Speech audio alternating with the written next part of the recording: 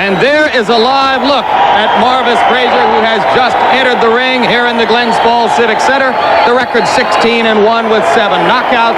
There are the vital statistics on the young man who is attempting to continue his father's legacy in the sport. Now entering the ring, the local favorite, trains and lives in Catskill, New York, has fought so many of his bouts here in the Albany, Troy, New York area. Mike Tyson entering as the warrior, the characteristic no socks, no robe look.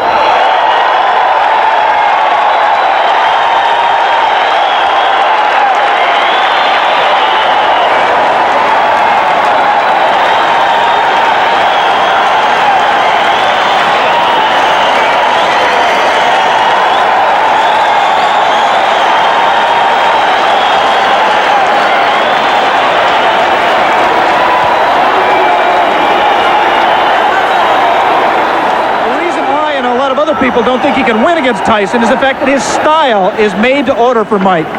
Like his father, Marvis relies on pressure and stamina and intensity to beat an opponent, but that aggressiveness is just perfect for a bomber like Mike Tyson.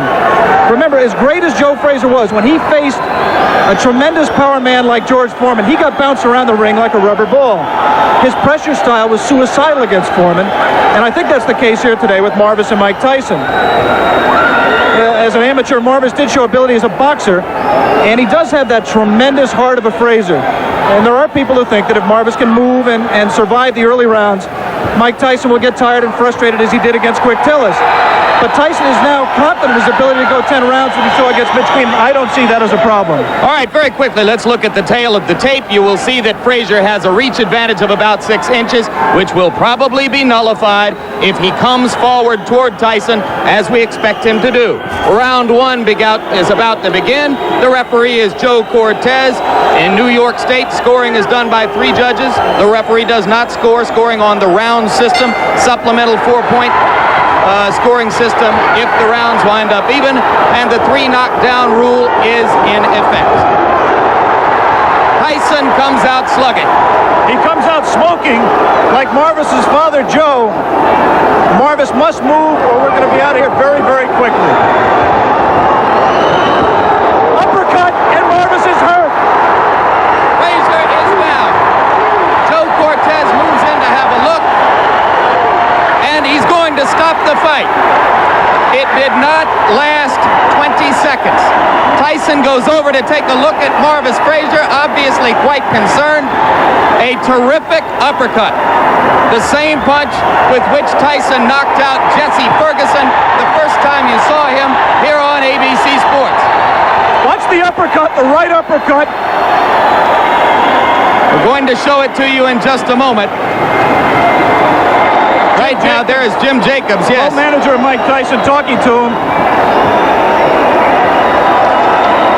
30-second knockout sensation. Watch the right hand of Mike Tyson. Marvis in the corner and trapped. There it was. Just clipped him right on the chin. The left was unnecessary. Marvis is badly hurt at this point. Uppercut again. And there, Marvis is out on his feet. Everything after this is just incidental. The Frazier camp had expressed confidence before the bout. You wonder if they truly believed that Marvis could handle this kind of an attack. You see that stiff left hand, that jab that Mike has not shown too much. The jab backed Marvis up into the corner. A second jab kept him there for those right uppercuts.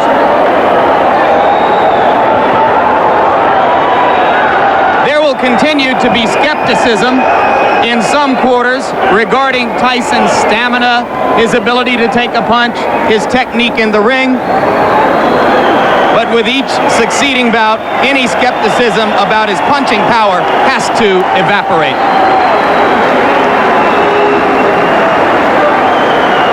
And the good news is I believe Marvis Frazier is standing up. There's a big crowd in that corner of the ring. Mike Tyson is going back over there now.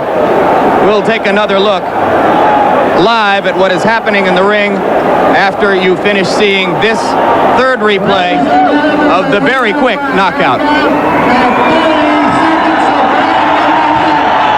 As ring announcer Paul LaFleur announces the knockout, Mike Tyson gives his respects to Marvis Frazier.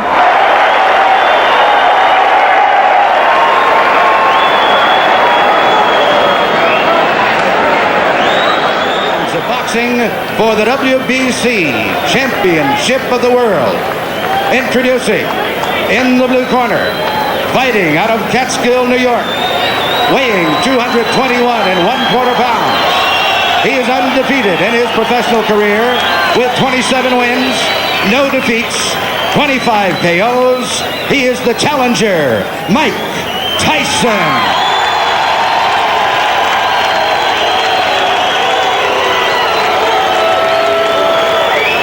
And in the red corner, formerly of Jamaica, now fighting out of Miami, Florida, weighing 218 1/2 pounds. His professional record consists of 31 wins, 4 defeats, 1 draw, and 23 KOs. He is the WBC Heavyweight Champion of the World, Trevor Berbick.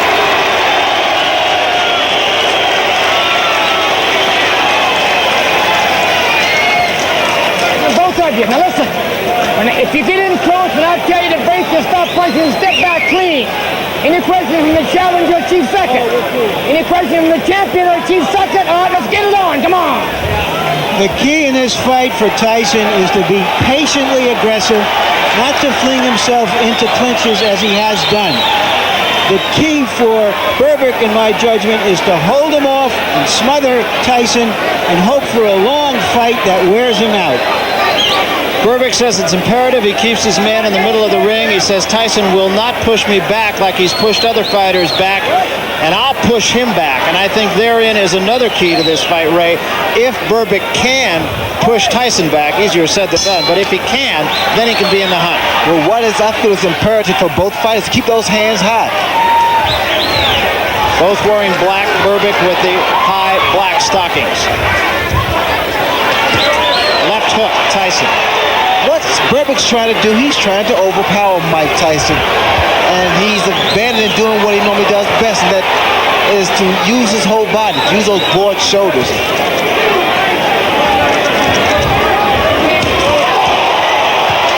That was a big right hand by Tyson.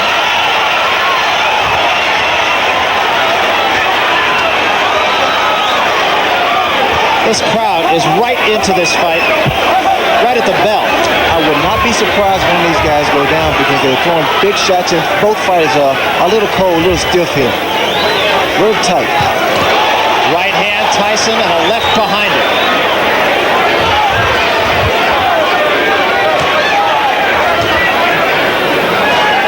Berbick, as he told us he would, trying to go to the uppercut, so far ineffectively.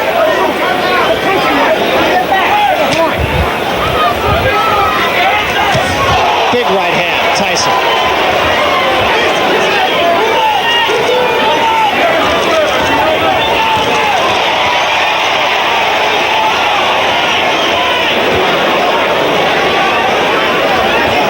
Tyson has to be patient, as Laurie stated, because he's fighting a guy that's been in the ring with top caliber fighters.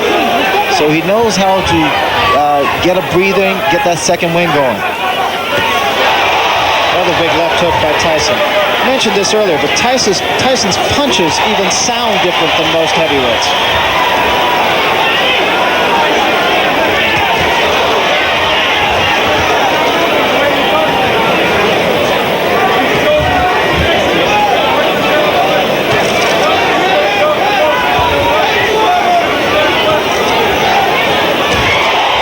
That was an attempt at the uppercut by Mike Tyson. It wasn't a clean shot.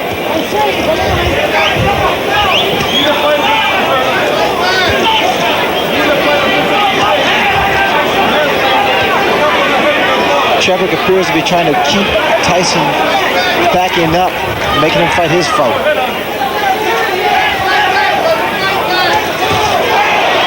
Another good left hand by Tyson, and a right behind it, and Berbick is rocked.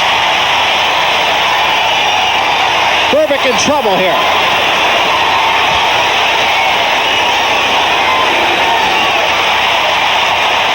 Berbick just trying to get through the round. He's hurt, no question.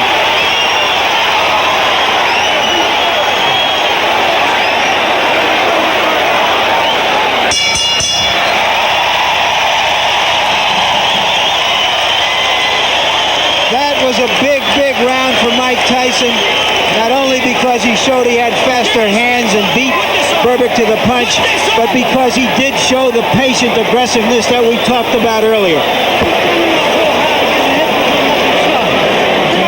Where's the fucking spud? He have it. Lee have the spud.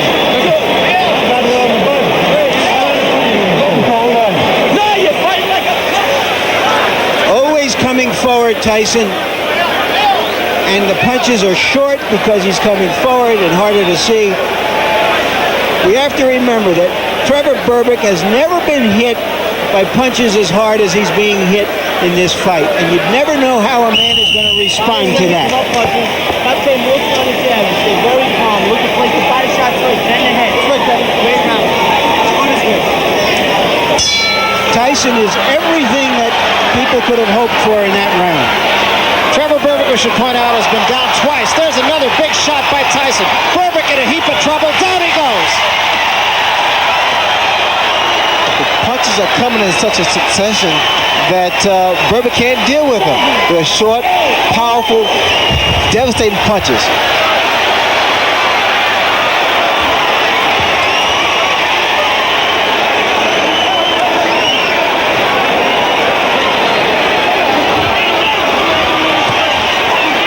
Berbick is still hurt.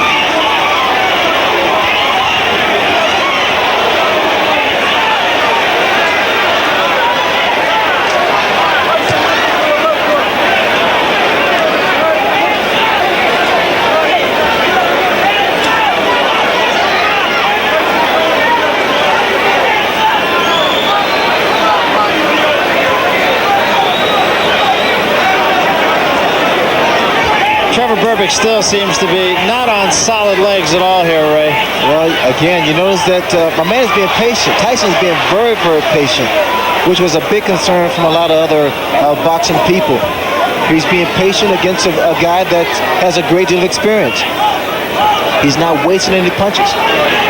Trying to tie Mike Tyson up here, just kind of hang on and get the cobwebs out. Oh, another big right hand, and Berbick is in trouble again. Tyson is perpetual motion, and the reason he's so dangerous, bro, because he continues to throw those punches. One thing I've noticed in Tyson, he actually turns southpaw because he can knock you out with either hand.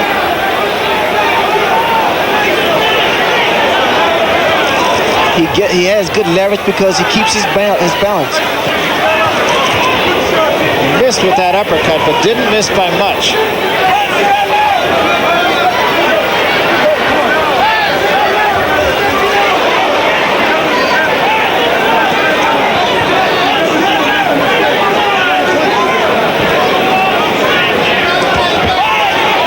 That was a right to the body and an uppercut to the head, and Berbick is down.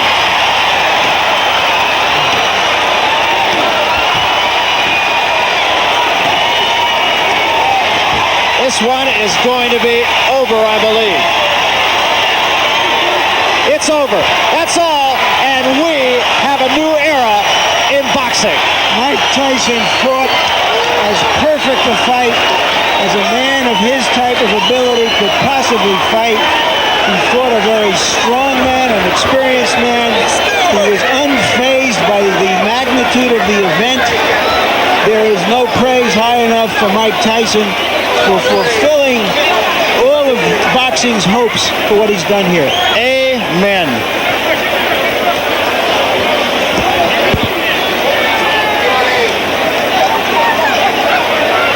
Well, that is just as complete a victory as I can remember seeing in the years I've done this sport.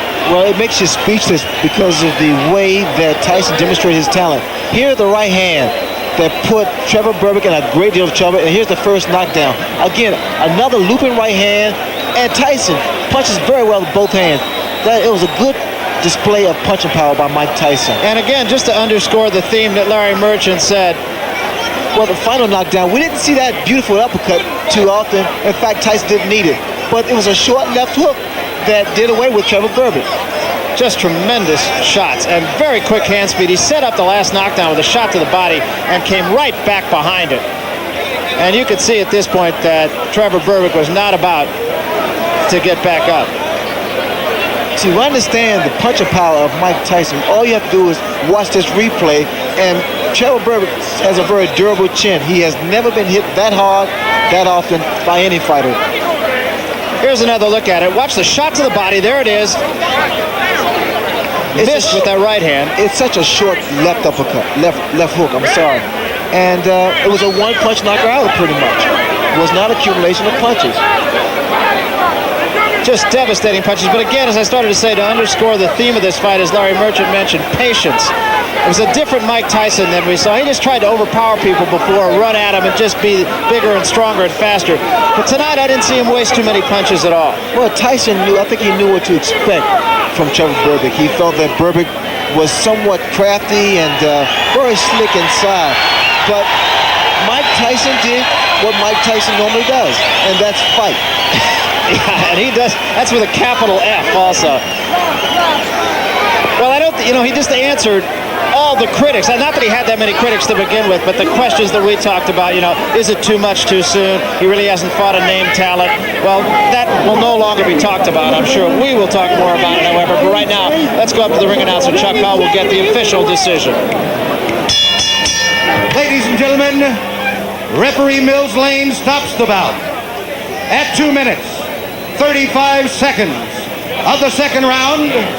The winner by a TKO and youngest and new WBC heavyweight champion of the world, Michael Tyson.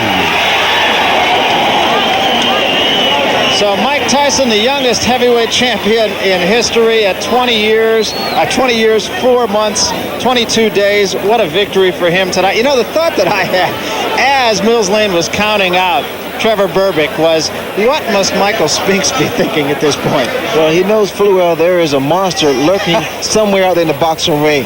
And Tyson being the youngest heavyweight. For my son Ray, he's 13 today. Happy birthday, son. I'll be home tomorrow. God bless you. That's right. I was going to say that, didn't get to it because of the second round. In fact, that may finish second to the fact that Eddie Murphy, who's here, phoned Little Ray. Little Ray isn't so little anymore, I got to point out to you. Not the same kid you saw in those commercials. But for Mike Tyson, not exactly little Mike either, 221 pounds. He's a guy who you feel now. Good evening, ladies and gentlemen. Welcome to the Las Vegas Hilton Sports Arena, where tonight Don King Productions, in association with the Las Vegas Hilton Hotel and Miller Lite, presents the Hard Road to Glory, Destination Ultimate. These bouts are sanctioned by the Nevada State Athletic Commission, Dwayne Ford, Chairman. Commissioners at ringside are Mr. Sig Rogich, Herb Santos, Sammy Macias, and Freddie Little. And the executive director of that commission is Harold Buck. Representing the WBC at ringside, the president of that organization, Senor Jose Suleiman, and the supervisor, Mr. Spider Bynum of Texas. Representing the WBA at ringside is Mr. Nick Carriasados. The judges appointed by the Nevada State Athletic Commission for this, the next event of the evening, are Dalby Shirley of Nevada, Gordon Volkman of Illinois, and Harry Gibbs of England.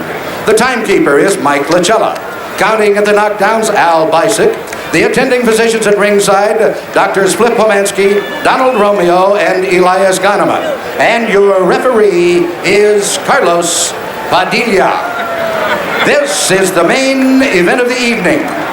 12 rounds of boxing for the WBA, WBC Heavyweight Championship of the World. Introducing, in the blue corner, fighting out of West Los Angeles, California, weighing in at 217 3/4 pounds, with a professional record of 29 wins, 1 defeat, 1 draw, and 24 KOs. He's rated number 1 in the world by the WBC and is a former champion of that organization.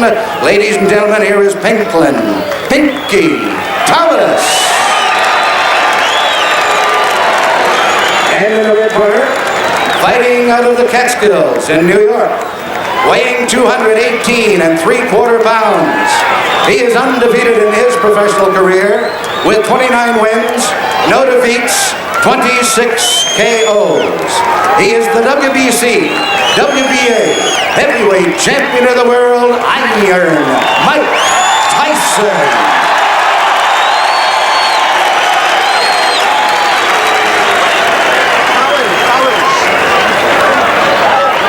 Here we go then, potentially 12 rounds of boxing in front of us here. Mike Tyson defending and reigning champion against Pinkland Thomas, the former champion. Kevin Rooney, of course, is Mike Tyson's trainer.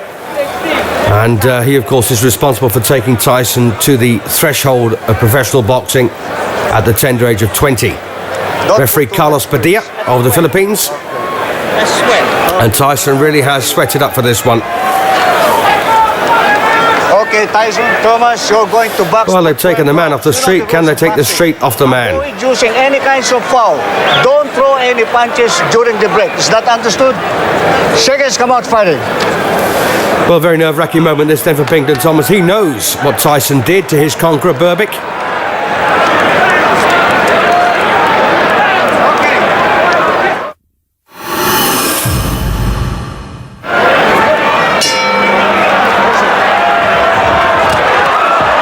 Championships. Mike Tyson, the black shorts, against the challenger Pinkland Thomas, the former champion. Now Thomas is pretty handy.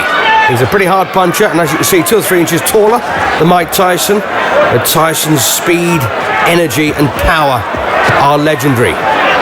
Undefeated. Big left hook there, catching Pinkland Thomas twice.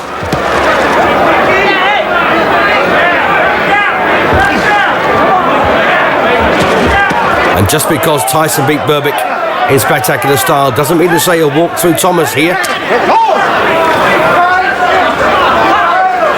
Paper records can be very misleading, but a cracking start here for Tyson.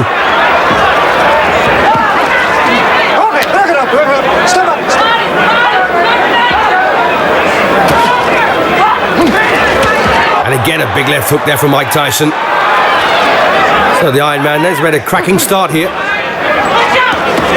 It's all about intimidating your opponent very early on, let him know who's the boss.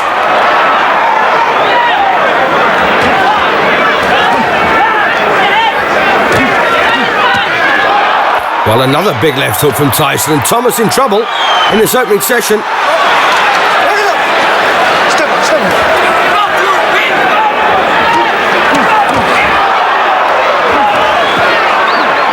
And this has been an excellent start for Iron Mike. He just can't miss Thomas, can he? And when Tyson won the championship, beating Bone Crusher Smith, Bone Crusher got a new nickname, Bone Clutcher. He just held on to Tyson for almost the entire 12 rounds. And there may come a point in this fight when Thomas decides to do the same.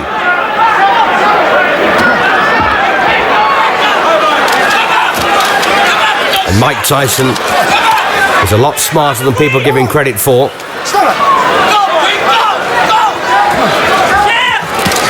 From the Catskills in New York, and once again putting some good shots together here.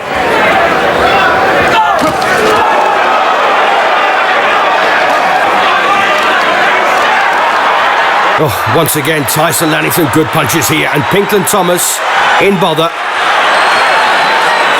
He wishes he was back home in Pontiac, Michigan.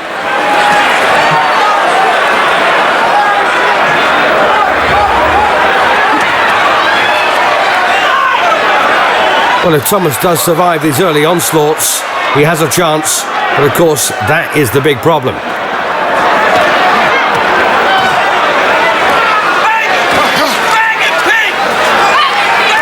Tyson takes no prisoners, but takes a right. Good start for Mike Tyson.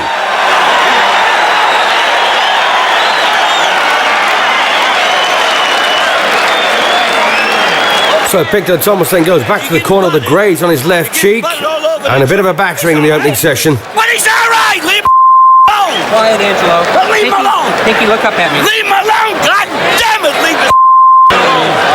Jesus Christ. Well, Angelo Dundee, they're not happy about the doctor there interfering with Pinkland Thomas. Nothing. So a bit of replay from round one then. Bang, good left hand there, followed by a right hook.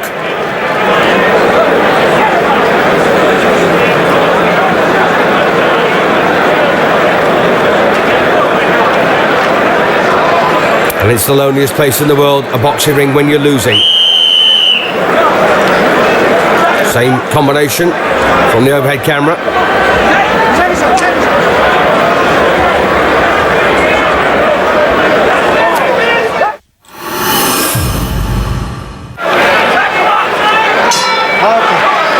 Into round 2 we go. Mike Tyson, the black shorts, a menacing figure. Don't throw punches. One on the break there from Tyson.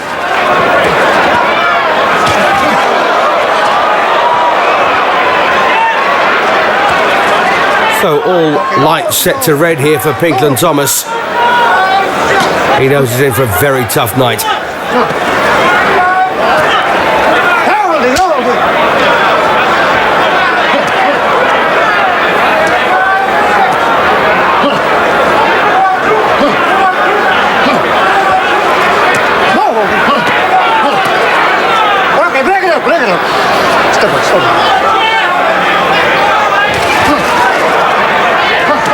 Tyson these days, of course, preferring to just slug it out with opponents, but he is a very decent boxer too.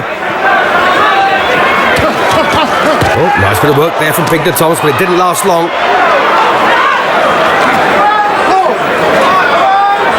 Mike Tyson 5'11", Pinkland Thomas 6'3", 4 inches between them.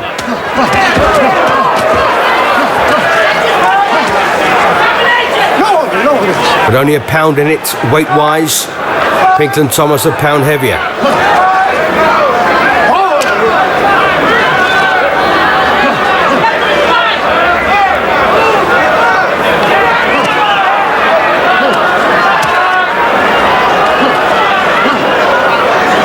Well, lots of infighting here. It doesn't really suit Mike Tyson.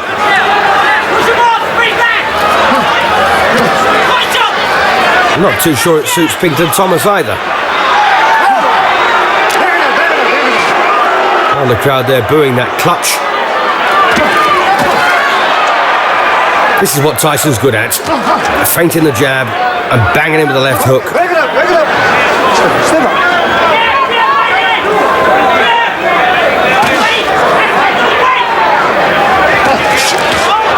And again, good punches here from Tyson. Absolute venom behind those shots.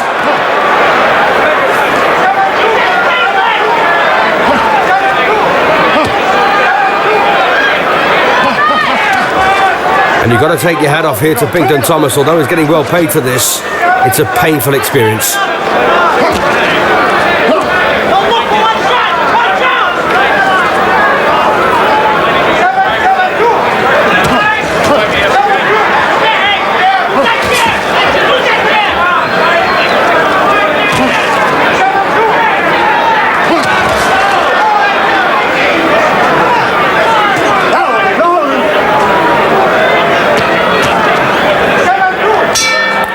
Another good round there for Mike Tyson. And at this stage, I imagine Pinkland Thomas wishes he was home in Pontiac, Missouri.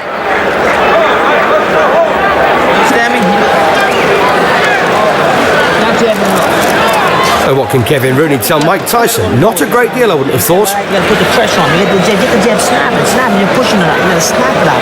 You know what I mean with this guy? You get inside now. You're not body punch. You go right back that same out. You get inside. You watch me just playing it like that. You understand? And after that, you made that round a little close. You still won. Get on this guy. Get on that. Not darling. That's the bad. That's the good stuff. So Angelo Dundee then, who made his name with a lot of great fighters over the years, including Jake LaMotta and of course Muhammad Ali. You be first with everything. First, everything. Give him move. Palmer Basilio. That's the Put on that jab and being a little more aggressive. Come on now. This guy. You understand? Come on. Aggressive. Round 3 of the schedule 12, Mike Tyson, the undefeated WBC and WBA heavyweight champion, against the former WBC champion, Pinkland Thomas.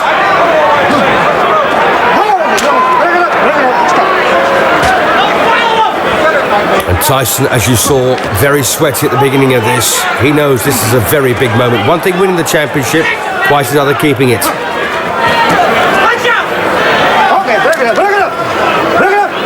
Well, Carlos Padilla, maybe a wee bit too small to deal with these two guys. Should they use a heavyweight referee, I wonder? Rather than a featherweight.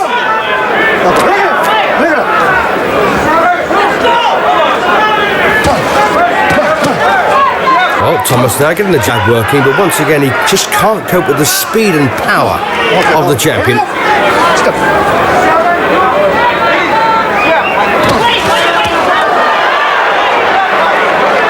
And let's face it, Tyson does what he does very, very well. Okay, break it up.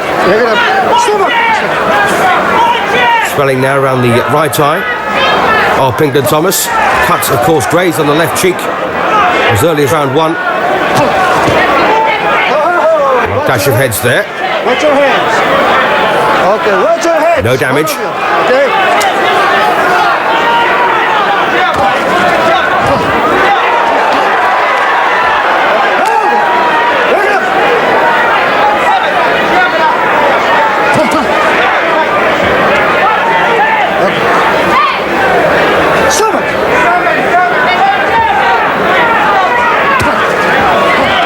And interestingly, Pinklon Thomas got a 6-inch reach advantage over Mike Tyson here, but that left jab of his, which has been a pretty vaunted punch over the years, is not really making much of an impact. Principally because Tyson's slipping it and getting inside very quickly. Okay, bring it up.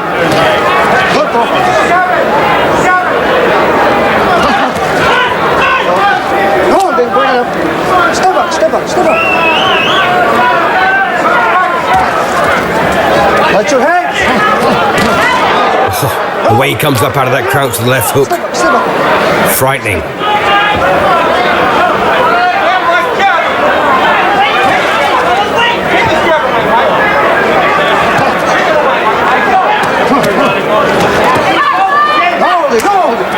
So the inside game then doesn't really suit either fighter. But of course it's where Thomas wants to be, just to get a rest. Trying to assuage these block-busting punches.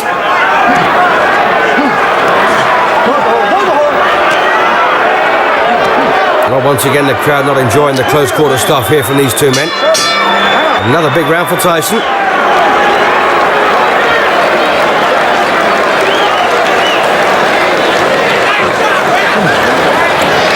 Well, Angelo Dundee once again forced to go to work here.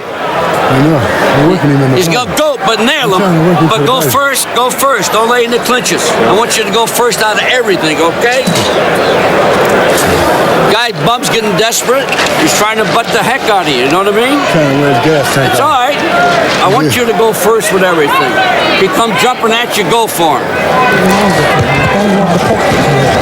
Fight, you're here, you understand? You're here. You gotta get out there and do it. You understand me? Use the jab and use the goddamn ball. So a bit of replay there for round 3. And I suspect the best chance really that Thomas has got as he lands a jab there is to actually try and catch Tyson coming forward. Round 4.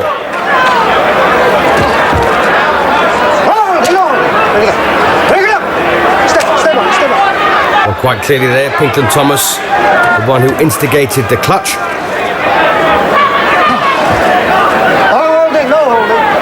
Keep on punching.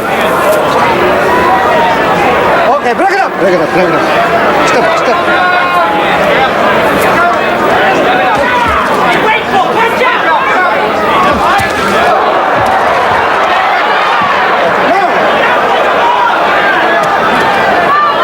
And boxing crowds over the years, of course, have taken to a whole range of fighters for different reasons. Of course, Tyson is being admired for his sheer ferocity and power. He lost a bit of shine, of course, when he beat Bone Crusher for these titles. Okay, break it up. Break it up, break it up. Step up, step up.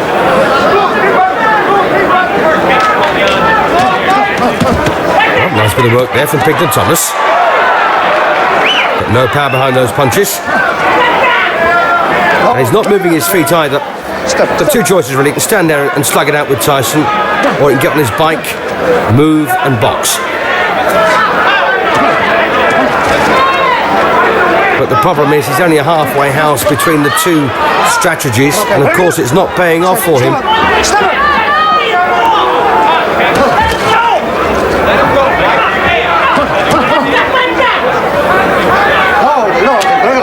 Step up, step up.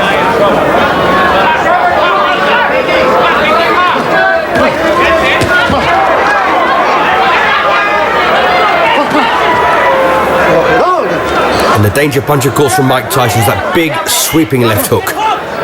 It's also got a pretty mean short right. Oh, that's a decent right from Pinklon Thomas. Okay. Step up, step up.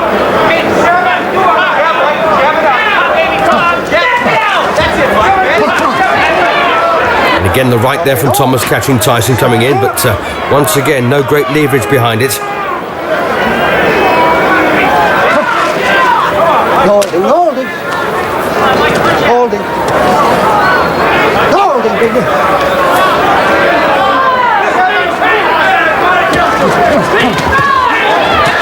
Oh, beautiful work here from Tyson.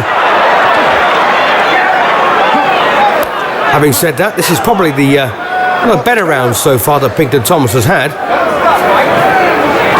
And he's still not winning this one.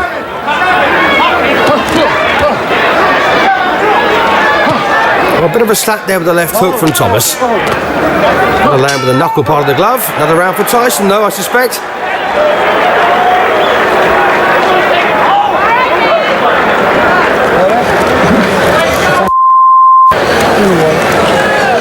So let's listen to some words of wisdom from Kevin Rooney. Take this one. Yeah, and do this. Open up. Spit that out. Michael, you have a great jab. You're not using it at all. I want to see a snappy, hard jab. You're not fighting this guy. You're going to fight? You're going to fight it with huh? You're going to fight it with take a deep breath. Take a deep breath. You do a couple combinations in there, and then you stop. You feel all right? Use the weapon. Use the weapon between them, man. Let's see some steam out of that shot, okay? You got me? Come on, crank up. Come on. I'm out. Round 5. Once again, it's Pinkton Thomas who wants to hold.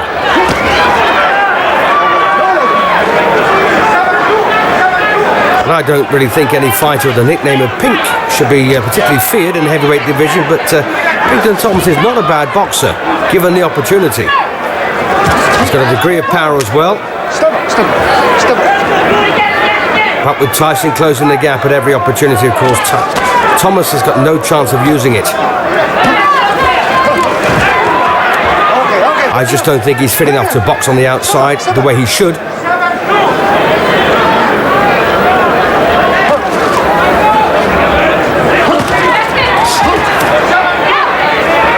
So Mike Tyson then looking for his 30th straight win. But more importantly, of course, to keep the title, it means so much to him. Youngest heavyweight champion since Floyd Patterson. Okay, break it up. Break it up. Step up. Step up. Don't look to tie up when you get close. Once again, a little bump of heads there. Step up. Step up.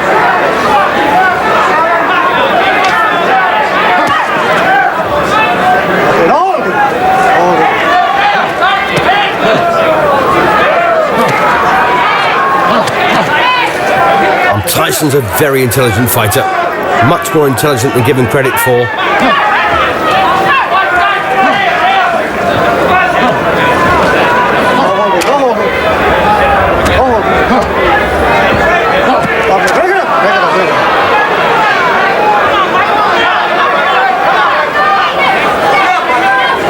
A lot of Tyson's opponents have been beaten before they've even got inside the ring with him, such is his reputation. And if this does come down to a pure boxing match, this is where Thomas will stand a chance. Of course, it's much more than that. Okay. Watch your head, okay? Watch your head, Tyson. Nice right hand from Pinkton Thomas. Tyson did the sensible thing there, just held on for a couple of seconds. Comes out with a hook off the jab.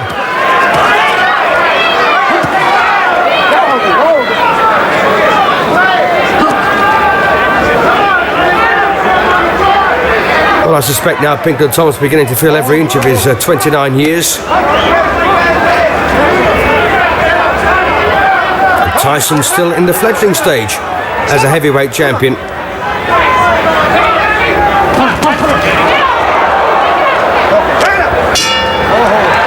Big round for Tyson again. Bad intention. Bad intentions, baby. Bad intent. What's the matter? He's getting tired. He's getting tired. Take some water. Where's the right hand? Well, I don't think Tyson's lost a round so far. He's been pretty menacing. Drink this. And they follow it. Right hand there, high on the head from Pinkton Thomas as Tyson comes in with his head a wee bit too high. As you can hear, Pinkton Thomas is doing the opposite. I don't want you in the clinches. Spin him in the clinches. You're doing fine, but you're blowing it because you're laying in there. You're laying in there. I don't want you laying in there. I want you fighting this guy and boxing him. Put some pep into that left hook. You hit. Going to round 6 out of the scheduled 12-rounder. And the undefeated reigning champion, Mike Tyson, against Pinkton Thomas. And Tyson came out very quickly for this round, didn't he? Pinkton Thomas looking arm-weary now, leg-weary too. Break it up, break it up, break it up. Don't throw punches. Step up. Thumping left hook to almost to the body there from Tyson.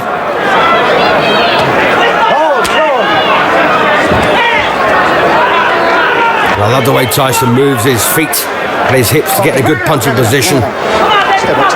Very intelligent fighter.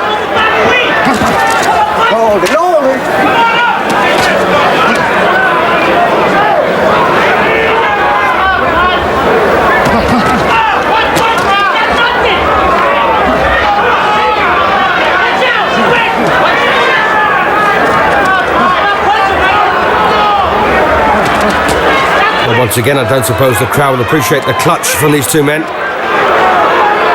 Well, as the booing starts again. Oh, beautiful uppercut there from Tyson. Twisted in fantastically there. One of the best punches he's landed so far. And Thomas took it well.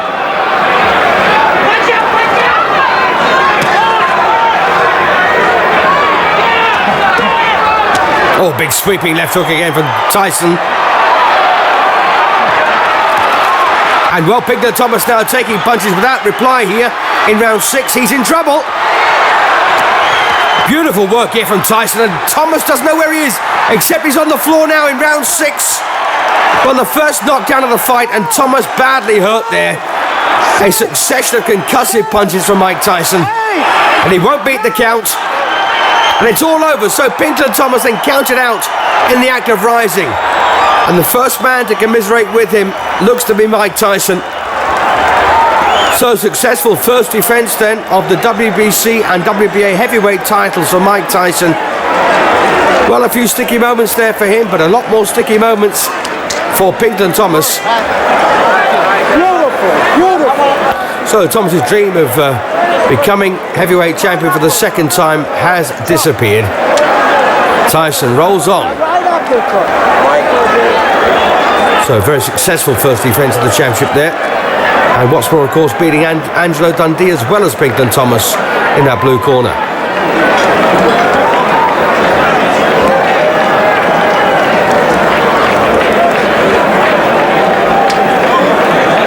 Well, looks like the form was borne out here. Mike Tyson came in, of course, with Pinkton Thomas, but leads to Mike Tyson. Always the way. Yes, looks like the form was borne out here as we watch a bit of replay here of the final punches, the onslaught from Tyson.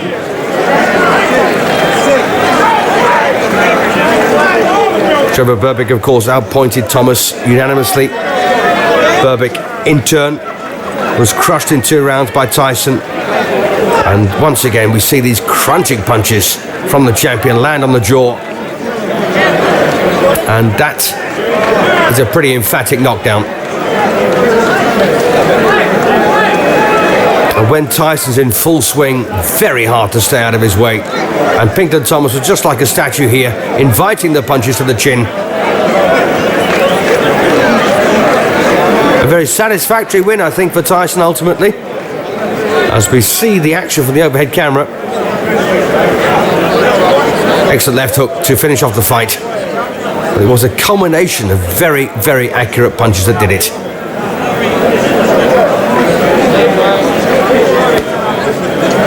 Well, not quite in the pink, is he? Pinkton Thomas.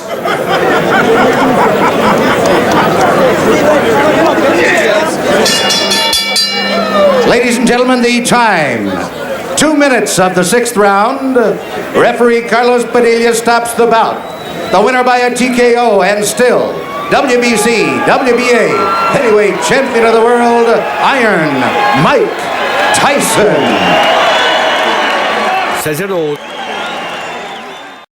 Undefeated, undisputed, heavyweight champion of the world, Iron Mike Tyson.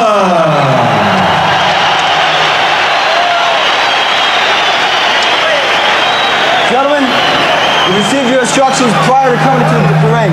Therefore, I expect a good, clean bout. Do you have any questions? Touch Gosman, back to you, partner. Good luck. Barry and Ray, I wouldn't be surprised if this fight lasted a minute or an hour. I feel exactly the same way. It's one of those fights you really don't know. I believe in the opinions of many of the people who feel that Tyrell Biggs can win the fight. I don't happen to be of that school, but you just don't know. Expect Tyson to jump right on Tyrell Biggs. 3 questions that Mike Tyson really has to answer. Can he cope with a clever boxer? Can he survive a heavy puncher? And can he persevere when he's hurt? You notice right from the start, Tyson is applying the pressure, trying to slow his man down. I'm seeing more jabs from Mike Tyson than I've seen in the past. I see a lot of movement on the part of Tyrell Biggs. Good lateral movement. Those hands should be up a little higher because, again, the hand speed of Mike Tyson is very good. You have said that Biggs has to go side to side to win the fight, Ray. Go side to side, give your man angles, throw the jab like he's doing now, not to let Tyson set up.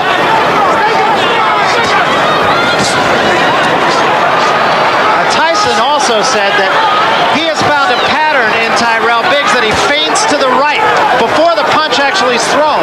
Well, whatever he does, the fact that Tyson has to set up to get that kind of leverage. See, a good snapping jab is very effective. Whether or not Biggs can keep this up is yet to be seen.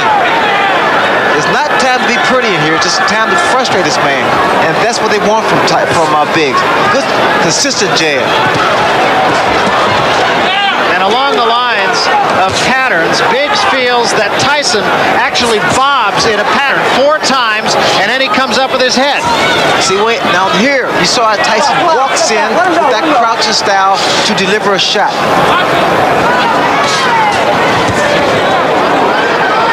He's trying for the head. Now we see him head hunting from Mike Tyson. He can't get into that. That was a good shot by Tyson.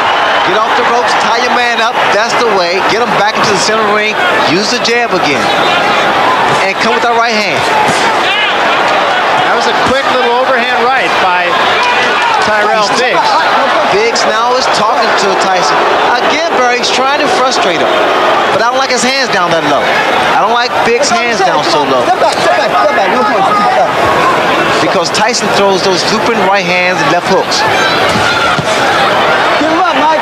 Keep him up. Body shot by Tyson. Teofilo Stevenson, and I admit it was 5 years ago, but he really bothered me. There's the hook. Again, because his hands are down. He's moving right, but he keeps his hands down too low. Tyson has very quick hands for a big man. Stevenson beat Biggs by going to the body, broke 3 ribs, as a matter of fact. A lot of water under the bridge since then. They're going to have to fix Tyson's equipment here in just a moment as it has come loose. Biggs is starting to become a stationary target, which is wrong. Right hand by Bad Tyson. move. A little bit of blood inside the mouth of Tyrell Biggs.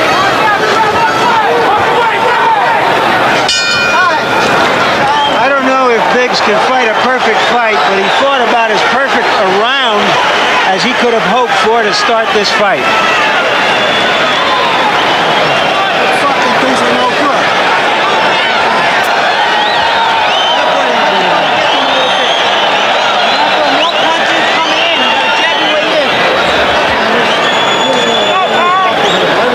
See our punch stat, which tells you that Tyson was not effective with the jab, and of course Tyrell Biggs was very effective with it.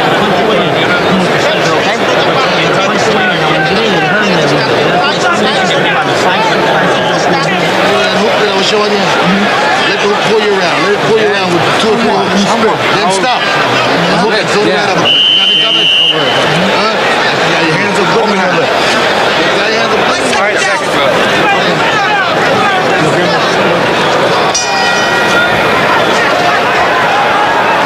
And as punch stat showed or confirmed, that was was a very good round, using the left hand as well as he can.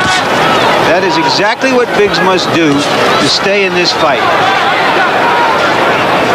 Can Tyson neutralize the jab?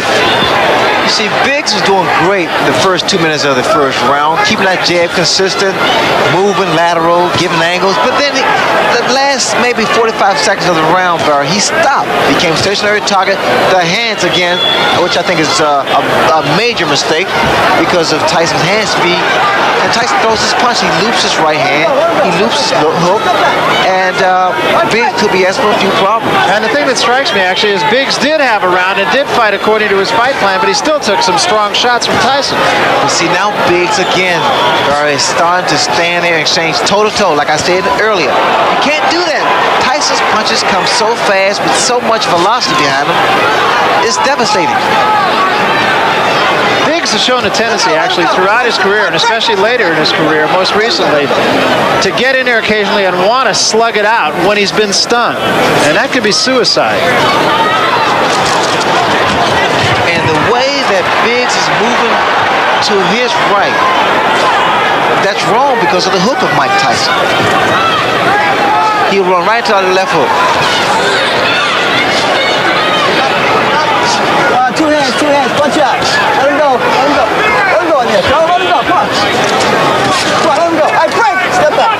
What I was expecting from Biggs, and in fact, they told me this, that he's been working this in the gym, was the uppercuts, the jab to go through Tyson's defense. I have not seen that yet. And the game plan was for Biggs rather to move to his left. Now he's been moving to his right, and as you said, he's been getting himself in a little trouble when he does so. Tyson's driven some tremendous shots to the body, and that's going to help bring those hands down even lower. Remember, Stevenson broke 3 ribs of Tyrell Biggs. I'm looking for a left hook, Barry. I really am, because look at the right hand of Tyrell Biggs.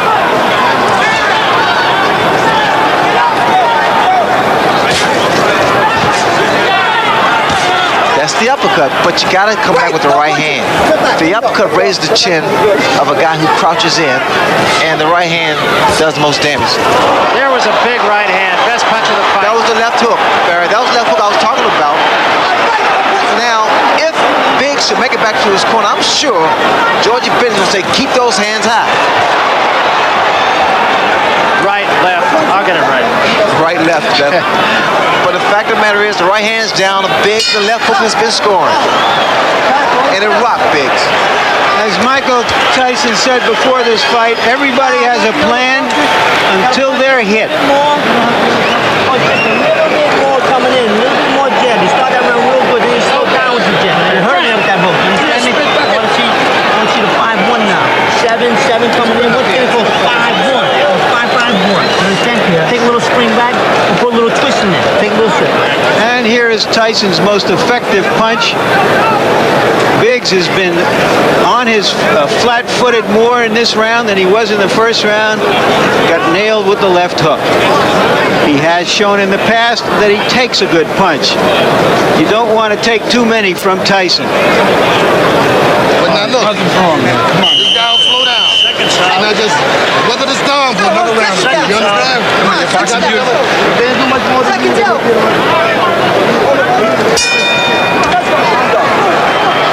So Kevin Rooney wants Mike Tyson to jab a little bit more.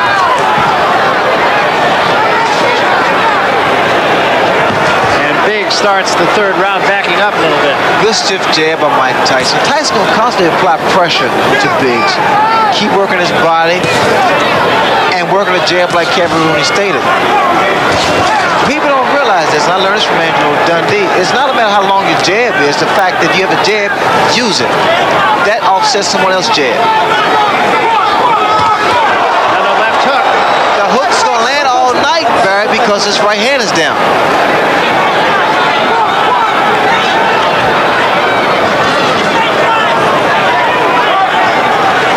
Let me show you what Tyson does when he delivers that left hook. He takes 1-2 steps in, dips, and puts his whole body, all his weight behind each punch. A lot of leverage. 1-2. You see it. Steps in. So you have to time it. You have to time his movement. 1, 2. Again, same thing. 1, 2. And he throws it. That was a little short left hand that did get in. Body shot with a left hand.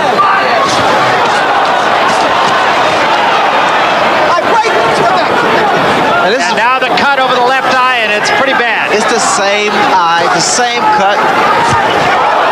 And another big left hand, and Biggs is hurt. Now he gets out of there. A lot of blood from the left eye of Tyrell Biggs. That's the same thing probably happened with David Bay, standing toe-to-toe. It's a terrible mistake. That's something you pointed out before the fight. And now Tyson just hammering him. That's a nasty cut. The blood is seeping to the eye.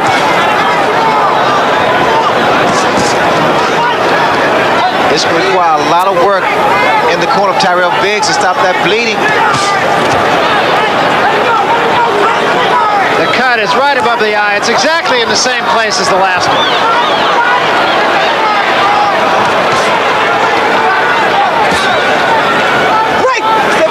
Biggs, I don't know what happened. All that gym work has gone down the drain because he's not boxing, he's not using his tools. He's trying to outmuscle Mike Tyson, which is not his fight plan. And there's a huge left hand.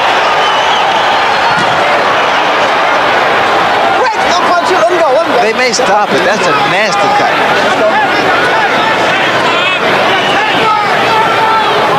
I don't think I can tell you what a finisher Mike Tyson is.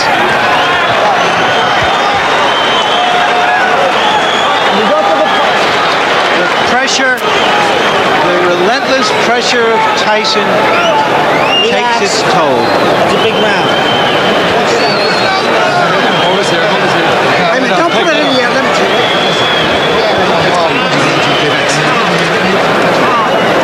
There you see that cut against that he absorbed against Tyrell, against David Bay, and here it is right now being worked on. That was a 32-stitch gash that he suffered from Bay. Now you see how your gas is coming? You see? Now let's see if we can catch it as it happens.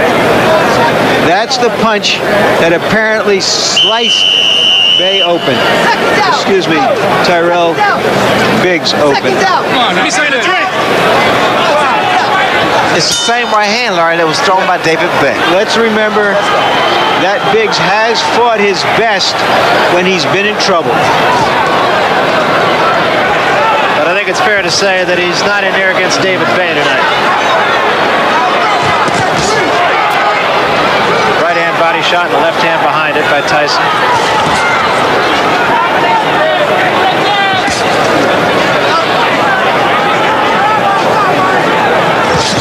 Mike Tyson is not just load up one punch. He's trying to put his punches together. He's trying to put together combinations. A mistake he made with Tony Tucker. Tyson Ray, to me, seems to be a little bit more patient tonight. Yes, in fact, he is a little more composed, picking his shots. But again, I don't know why they don't pick it up in Biggs' corner the way Tyson steps in and leaves his chin so vulnerable.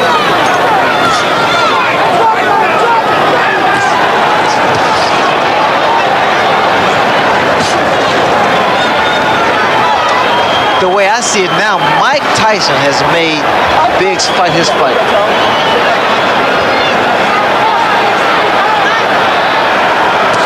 So far, the cut has not been any worse. And remember, it was a pretty good job done by Ace Murata, his cut man, in the fight with David Bay. But again, Tyson just putting all the pressure on him, having it his way. Didn't seem like much. It was a good short uppercut by Mike Tyson.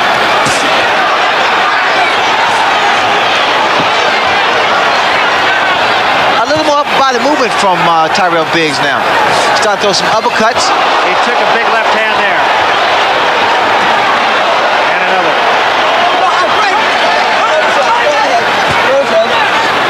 The cut is reopened again. Step back. Let him go. Step back, please. Step back.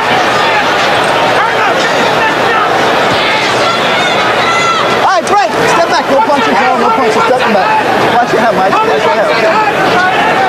How does it happen, Ray, that a fighter like Biggs in this case tonight will go into a fight with a game plan and almost from the opening bell he'll just let that game plan go away? It's all concentration. You got to stick to something that's working for you. And what I see in Tyson stick to his game plan. He works the body with that right hand. He drills a hard right hand to the body and comes up with a good left hook. But Biggs is doing almost everything exactly the opposite of what he said he was going to do. Huge left hand there by Tyson.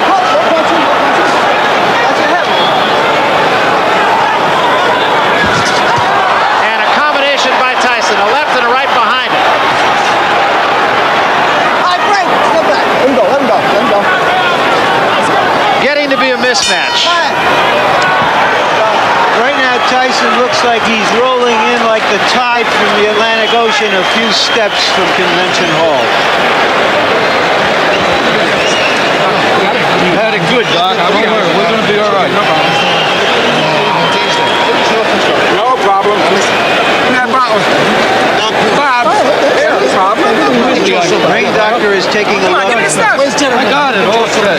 But the cut appears no worse than it did Put your earlier. head back. All the way back. You're a bit desperate, and you're laying back and taking it easy. You can't take it easy with this guy. You gotta keep the pressure on this guy. You gotta move your hand. All you gotta do is throw the combination. You gotta put 2, 3, 4 punches together. You understand me? You understand what I'm saying? He won't be there if you still in with something. He's not going to be there. One more round. Let's go. And you will not charge, you're not nothing. One more round. He's not there, baby. Come on, second down.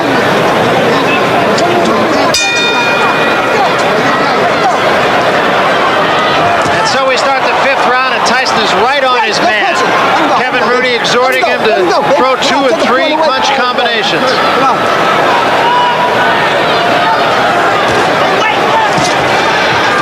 A little swelling under the right eye of Tyrell Biggs as well right now. Take a step back. Good.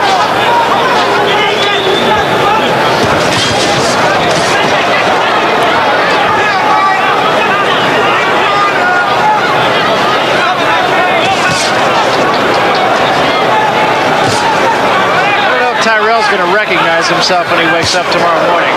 I don't know what that was a second ago by Tyrell Biggs. This is somewhat disappointing for Biggs' corner because he has more talent than what he's showing tonight. The left hooks has been consistent and very, very accurate with Mike Tyson. But they're there for good reason, right? Well, Tyson, because look what you have in front of you. The fact that Biggs is not doing what he worked on. He just forgot about his game plan.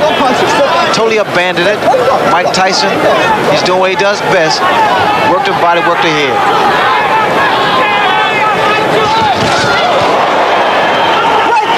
Simple fact is, and I don't think you have to be a boxing expert, Tyrell Biggs is dropping his right hand and he's just leaving himself completely open for the left hook. Well, I think this is a good education for the public because the fans at home, because they're seeing what should not be done against a fighter like a Mike Tyson or any boxer, or puncher rather in particular. You have to be consistent, keep those hands high.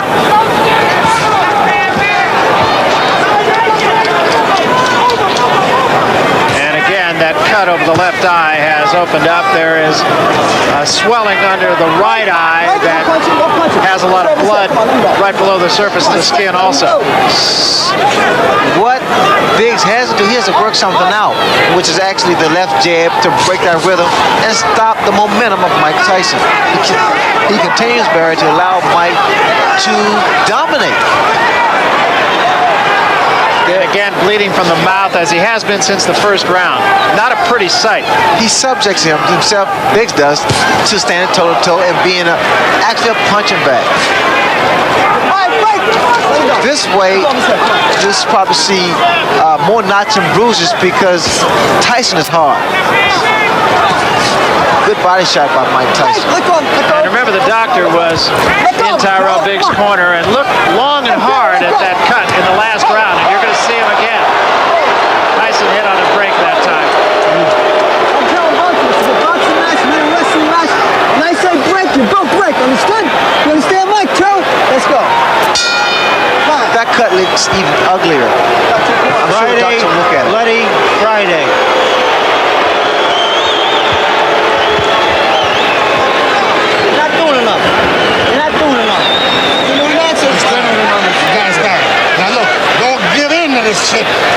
This guy can't punch, can't do nothing out there. Now listen. All right, but look. Hey. No, you got to break clean, man. Tell him. And keep your hands up when this guy's. Don't trust the guy. Now look. Keep your head. Are you all right? Harold Letterman, unofficial official. How do you score the fight? Well, Larry, I've got it 49-46. Mike Tyson, 4-1 in rounds. Based on a 4 points that we score, it's very simple to score. Mike Tyson's just been the effective aggressor, the harder hitter, and he's dominating at this point. This guy's dying. Seconds out. You understand? Seconds out. Let's go. Let the guy see you. Come on, this guy's hurt. Let's go. You're hurt. Lou Duba is doing everything possible to inspire Biggs. He said as he left the ring, you hurt him, you hurt him. Step back, please. Step back. That is wishful thinking. Go over his head. All right, break. Come on, step back. Step back, please. Charles, step back. I'll take the foot away. And Biggs holding on a great deal now. There was a right hand by Tyson. And another.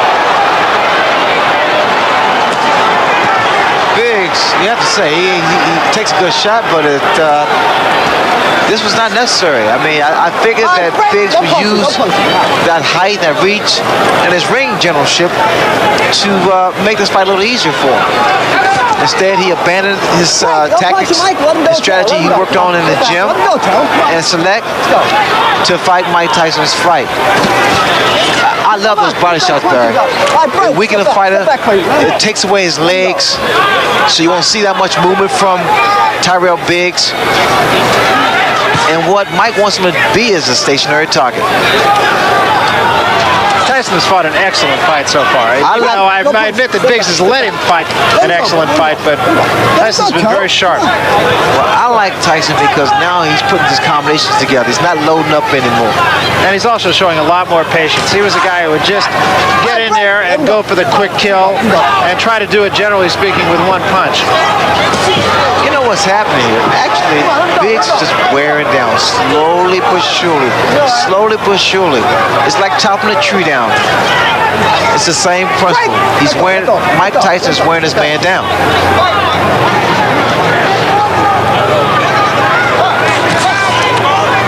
And the way you can tell this, Barry, is the fact you notice this very seldom does Biggs retaliate. Very seldom you see Biggs come back with a combination of his own. Break. No punching. Let him out.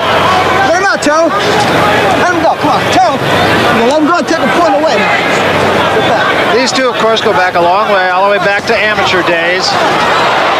Another left hand, and there's a great shot. Biggs is in trouble. Yeah. The way it looks now, Biggs is like a defeated warrior now. He's been pounded on for 5 rounds. Break. Let him go. And he's slowly but surely wearing down. His legs will look steady. Tyson's getting stronger. And Biggs is just holding on.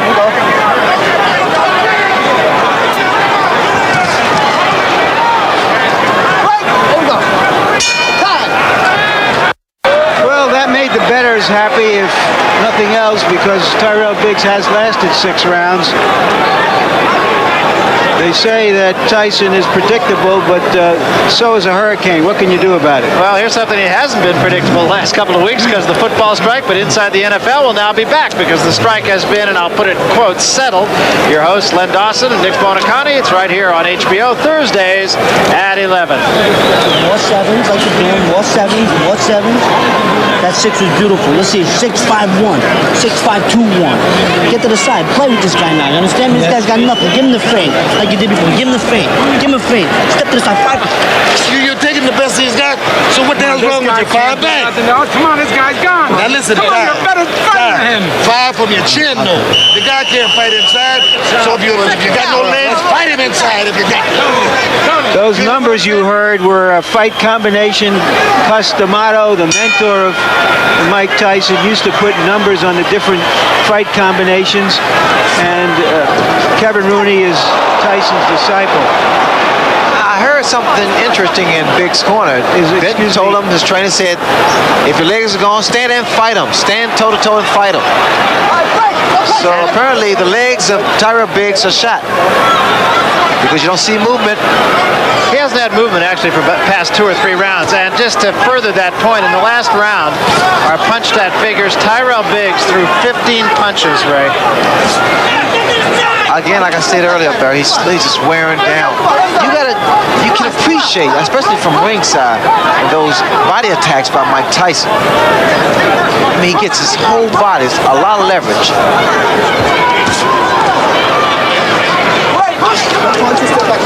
I am surprised that I've not seen that many uppercuts from Tyrell Biggs. That was his game plan. I mean, that was something he said he had to do. All right, break. No punching. Let him go, Charles. Come on, let him go. Take the corner away from him.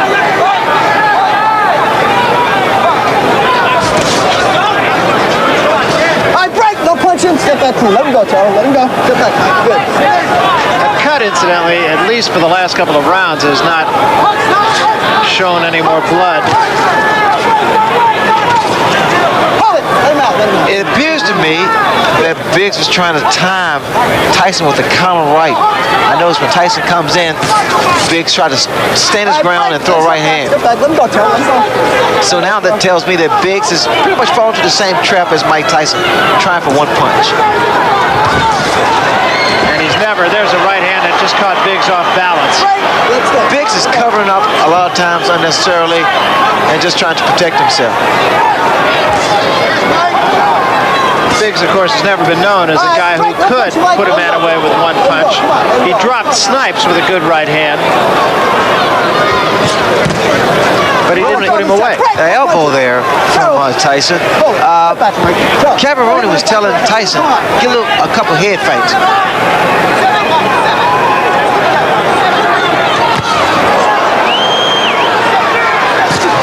Oh, that was a tremendous left hand. 4, 5,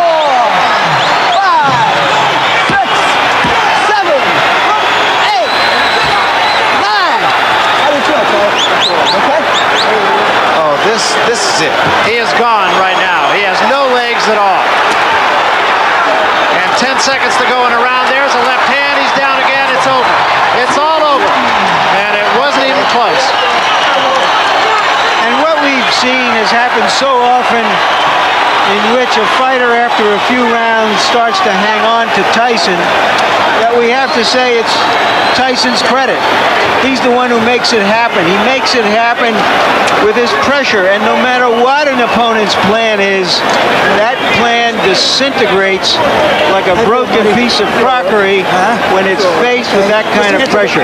There's no way to practice for that. I pointed out in the past, it's like how do you practice to hit Nolan Ryan's fastball or Boris Becker's serve? Where do you get the practice for that? You don't. It's that simple. Let's take a look at the first knockdown. It was a left hand and a big one, and I feel like I'm being redundant with that, but he hit him with many big left hands, Ray. Well, look at the right hand of Tyrell Biggs. It's down, and the left hook has been landing from round 1. But the first minute or two of round 1, Biggs was doing his job, boxing. Now he becomes a stationary target. That toe-to-toe tactics proved wrong against David Bay, which he subsequently was cut, and now the same thing happened. So all we had was actually a replay of what took place. Here, Mike Tyson just wears his man down with beautiful short left hooks. It was really more his legs than anything else. He was just kind of off balance, had his legs together, just never really got it together. Here's the final knockdown now. No, I think it's the power and the fact that Mike Tyson actually wore his man down. One more look at the end for Tyrell Biggs. And Barry, let me say this for you and Larry. There is a way to stop a guy coming in, and it's with a jab. You gotta work on jabs, angles, and combination. Yeah, and Ray, he did it for one round. That was it. But that was his fault, Barry. He forgot. He just gave up. We just abandoned the tactics that would have been effective.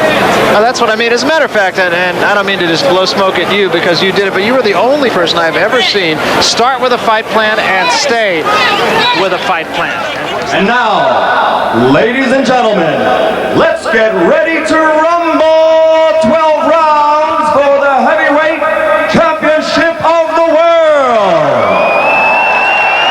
Introducing first, fighting out of the blue corner. He's wearing his boxing trunks and weighing 238 1/4 pounds with a professional record of 24 victories, 15 by knockout, and only 1 defeat. From Cincinnati, Ohio, he is the second-ranked heavyweight in the world and a former heavyweight champion. Ladies and gentlemen, the challenger, Tony TNT Khan.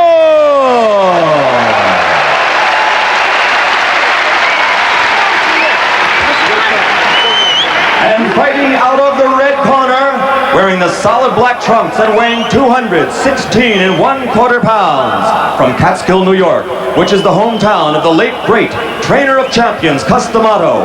He brings a professional record of 33 victories without a loss, 29 KOs, including 25 KOs in 5 rounds or less, and 15 in the first round alone.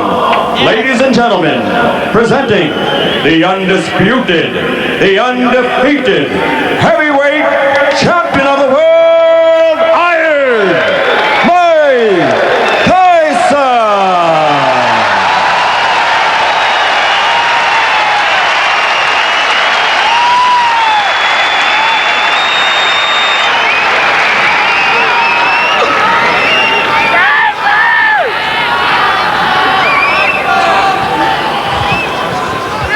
Mike and Tony, you both received instructions earlier in the day, and therefore you know the rules.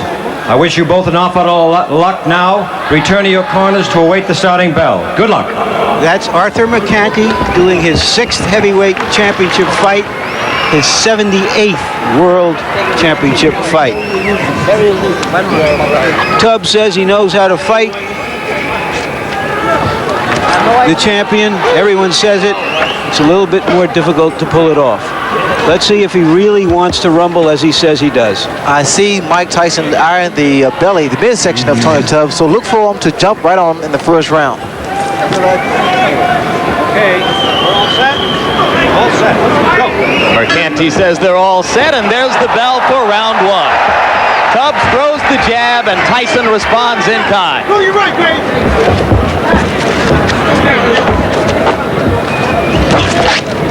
A lot of fighters find it difficult to set Mike Tyson up because Mike now gives a lot of head movement. All right, break. I say break, stop it, break. One of the big questions has been whether Tubbs would clinch and grab and simply try to survive with Tyson, as did Bone Crusher Smith and Mitch Green. For now, it does not look that way. 6-4. Well, Tubbs stated that he would exchange punches with Tyson because the best way he felt to beat him was to be inside, throw short punches, combinations. And here he selected to do that. I don't necessarily agree with that, Jim, because what happens, Tyson, with his shorter arms and upper body strength, is able to do a great deal of damage to the midsection of his opponent.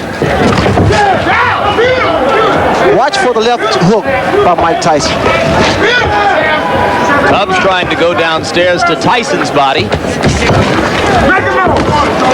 You see the left jab of Mike Tyson. He's starting to use it more consistently now. He found out that it gets a man into punching range. And you can begin to see the startling hand quickness that Tubbs brings. Startling partially because of the shape of his body. Well, here with Tubbs, the uppercut. I also noticed the uppercut of Mike Tyson. He's able to throw the same punch twice, under and over. Tyson missed with the left hook. Earlier, he had landed a wicked right to the kidney. Look for a looping right hand by Mike Tyson because that's the punch I see that Tubbs is vulnerable to. He keeps dropping that left hand. 1 minute to go in round 1. Tubbs landed a left and ducked away effectively. You know what to do, champ. There you go. There you go. There you go. You know what to do, champ. Speed, baby, speed. Come on, sweet. Sweet. Oh, right there. What Tubbs needs to be doing now, he's throwing 2 and 3 jabs to kind of break the rhythm of Mike. Because what's happening, Tyson's starting to set up.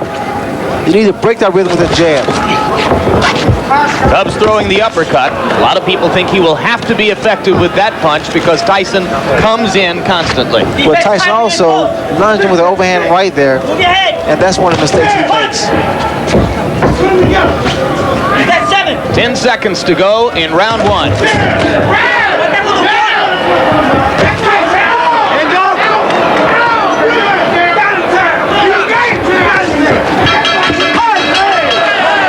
One punch after the bell, and now Mike Tyson returns to his corner. I thought Tubbs fought a very effective round. I gave him the round. He landed some hooks, and he went to the body as promised. Remember, he told us that nobody has gone to Mike Tyson's body so far.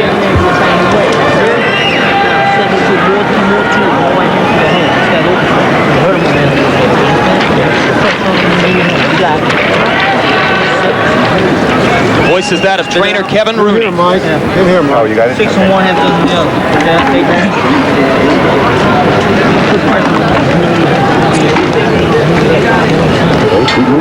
They make a move forward, move to the right. I'm cutting that back, that boom in that foot. You hit him with the right hand to the chin. Just relax. Second down. Second down. Okay, good. Second down.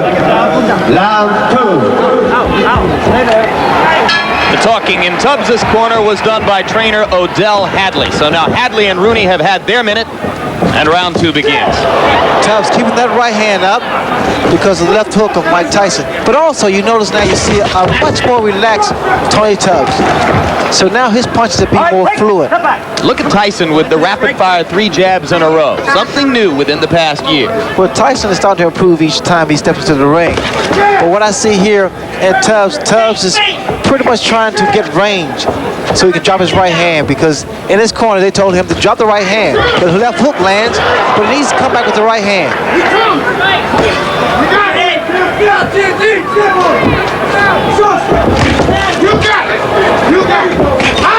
There's the right hand, Jim, I spoken earlier about. You must give Tyson angles. You can't remain stationary. Hands must stay up and stay out of the corners. But indeed, Tony acknowledged in talking with us, Ray, that you couldn't finesse Tyson completely. You have to be willing, as he said, to fight him. Well, you saw that double punch with one hand, sort of a bolo type punch. And those are the type of punches that do a great deal of damage because the body shot, then the uppercut. Raises the chin up, and then the left hook comes into play. Good uppercut by Tubbs inside. Snap Tyson back a little.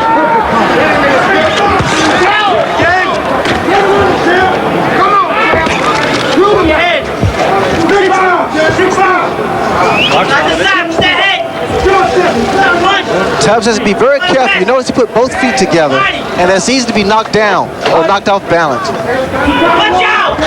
He's trying to use his additional weight. Coming up on a minute to go in round 2. Tony Tubbs so far appears in no way intimidated by Tyson's fury, as have so many of his opponents. Good left hook. Good combination by Tubbs. Open up.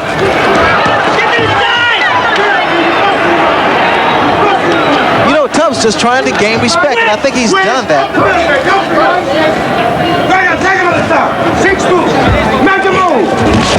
Good left by Tyson. Tubbs reeled. Those hands must be kept up higher. And again, like I stated earlier, Jim, I don't think it's a good idea to exchange punches with Tyson. Good body shot, but you need combinations now. 30 seconds left in the round. Both fighters have had their say here. I couldn't tell whether or not the punch hurt. Tubbs is hurt.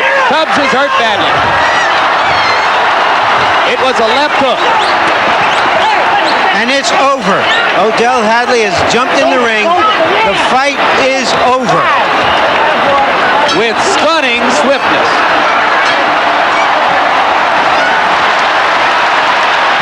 And the fans are enjoying. They're showing their appreciation here.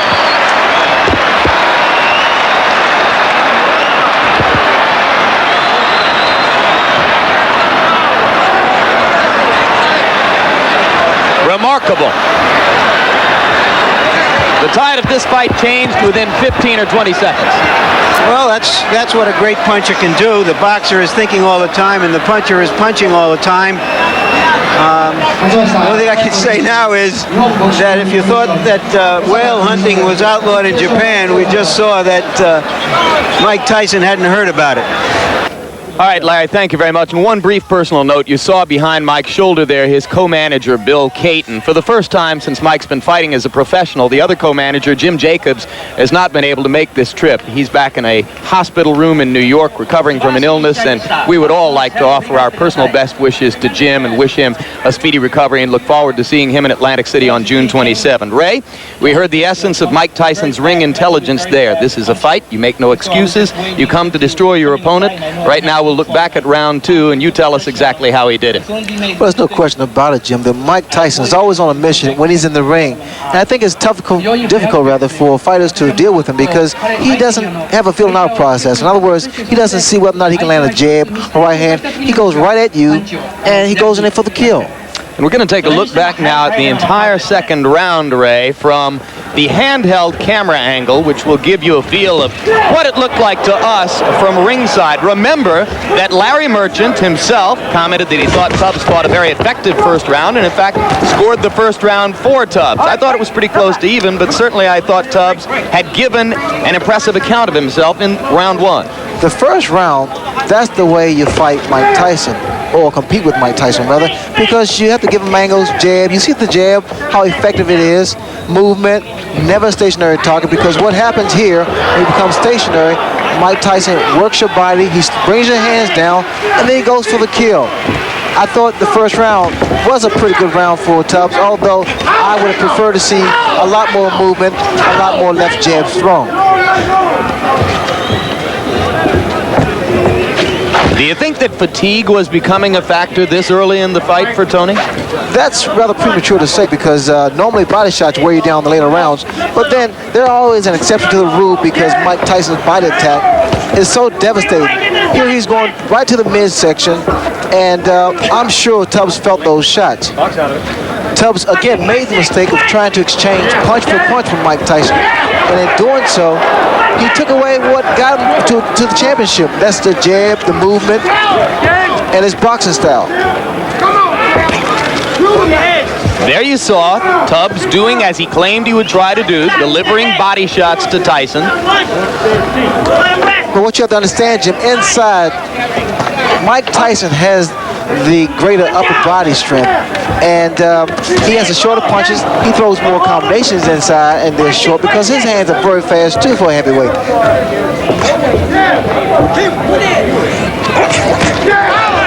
There was a good short left inside by Tubbs. But you also see the power of Mike Tyson because always after Tubbs delivers his combination, Tyson retaliates. And indeed, that's the problem of bringing the strategy that Tony said he would bring. You've got to fight with Mike Tyson, but then you give him a chance to do his thing. Look at the short shots that Mike hits his opponents with. Good short left hooks to the head, right hooks to the head, and then he delivers that crunch and body shots. Not a lot of movement from Tubbs, although Tubbs now is trying to get some respect from Mike Tyson. I love that combination there with the same punch, same hand.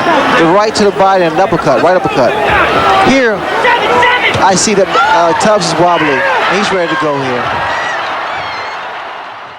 This bout is presented in association with the undisputed, undefeated king of beers, Budweiser. It is sanctioned by the New Jersey State Athletic Control Board. Boxing Commissioner Larry Hazard, Chairman Jerry Gormley, Deputy Commissioners Nick D. Balistrari and Lawrence Wallace. Representing the World Boxing Council, its President Jose Suleiman and ringside supervisor Dwayne Ford. Here for the World Boxing Association, legal counsel James J. Binns, Esquire. The three judges doing the scoring for this contest: Rudy Ortega, Nicasio Drake, and Charlie Spina.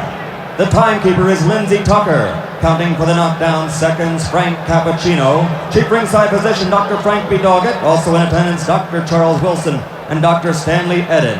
And the referee for this bout is Joe Cortez. And now, ladies and gentlemen, let's get ready to rumble! 12 rounds for the undisputed heavyweight championship of the world. Introducing first, Fighting out of the blue corner, he's wearing the white trunks with red trim and weighs 225 3/4 pounds. From Easton, Pennsylvania, his professional record, 48 victories, only 2 defeats, 34 KOs. For 7.5 years, he ruled the division as an undefeated champion with 20 successful defenses. Tonight, he's the challenger. Ladies and gentlemen, the man known as the Easton Assassin, former heavyweight champion of the world, Larry Holmes!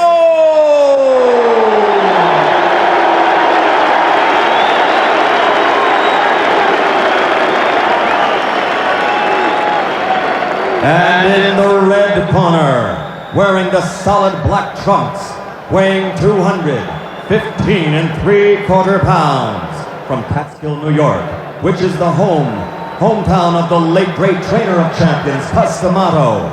His professional record, a perfect 32-0, 28 KOs, 23 KOs in 4 rounds or less, and 16 knockouts in the first round.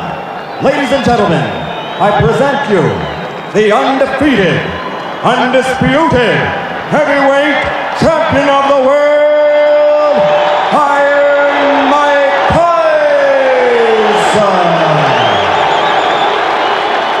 Well, the crowd is ready for the heavyweight championship of the world. Mike looks almost bored, but he's anything but. That's just his demeanor. I gave you both the rules in the dressing room. Remember what I told you. I'm here to enforce my rules. Obey my commands at all times. Any questions? All right, shake hands. Good luck to both of you. All right, we're set to go. The young bull and Mike Tyson against the old bull and old warrior and Larry Holmes. Mike coming off a 7th-round KO over Tyrell Biggs. Larry Holmes, as you know, lost that 15-round decision to Michael Spinks. He also lost his IBF title in the fight prior to that to Michael Spinks in a very close and controversial decision. Actually, both of them were. Here he is, Larry Holmes in white, and Mike bangs to the body right away. Holmes hangs on. Larry had over 20 title defenses when he was champion. And now the young guy is chasing him down. I'm a huge fan of Larry Holmes, but this isn't the Larry Holmes that I want to remember. Michael Tyson's legacy is in front of him. It remains to be seen what greatness he may achieve in the heavyweight division. Larry Holmes will go down in history books as one of the great heavyweight champions of all time. He never has received the credit, but he was a great champion in his prime. At age 38, you know the lack of the left hand. You notice, I should say, the lack of the left hand. In the old days, Larry would have had that left hand, which was like just a jackhammer in the face of so many opponents. And from behind that, he'd throw the right. But tonight, it's obviously missing. Larry's still up on his toes and able to move a bit. But time robs all great champions of the ability to move. Holmes needs to be able to move like this if he's going to do anything against the stronger Mike Tyson. Midway through the first round, no heavy blows landed, and very few punches even thrown by Larry Holmes. The Easton Assassin is the shadow of his former self, but for the kind of money they pay to fight for the heavyweight championship, you can't blame a prize fighter for fighting for the type of prizes they have today. We're in Atlantic City, New Jersey. I'm Bob Sheridan, and this is the heavyweight championship of the world as Mike bangs Larry behind the head. Larry ties him up. Let's go. Now Mike up at his toes, tries to get the footwork going, trying to pick up the pace. Caught Larry with a pretty good left hook. That's the best punch landed so far.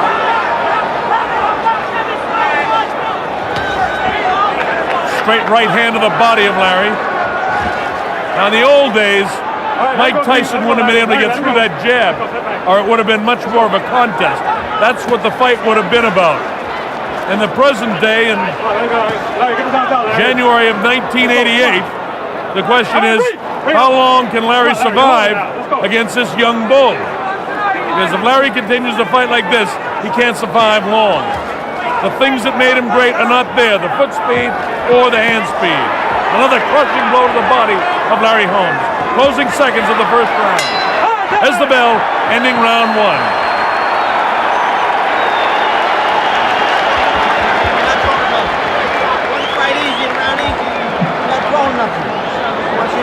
Kevin Rooney talking to Mike. The crowd is really juiced up. I can hardly hear what he's saying. But he wants to stay right on top of him. Is one he's saying. Now listen to me. Not using your jab a little. I want you to be aggressive behind the left hand. Range on your jab, make it hurt a little more. You gotta make the jab count a little more. Well, Richie Giacchetti is giving Larry good advice. He's saying, make him pay with the jab. The jab was noticeably lacking. I've done almost all of Larry Holmes' fights throughout the prime of his career, and he was, ladies and gentlemen, one of the finest heavyweights of all time. Never given credit because he came on the heels of the great Muhammad Ali. And that's a tough act to follow. This is round two, scheduled for 12. This is the heavyweight championship of the world. We're in Atlantic City, New Jersey in the Convention Center. Again, I'm Bob Sheridan, and again, I hope you're enjoying it. Because in spite of the fact it's an aged Larry Holmes, it's always exciting to watch the former great against the present great. The only thing is, this is beginning to remind me of the night that Larry Holmes beat up Muhammad Ali. For some of you old-timers, you might remember Rocky Marciano knocking out Joe Louis. It's that kind of night. I just hope Larry doesn't get hurt, because believe me, I'm a huge fan of Holmes. And because of that, I notice all of the things lacking that the one-time great Larry Holmes could do, he's not executing tonight. He's standing flat-footed. He's an easy target for Mike to hit. Mike is quicker, Mike is stronger. Larry can tie him up and use his tremendous defensive ability and those long arms. But the great weapon that Larry possessed was a driving, pounding left jab, and it's not there.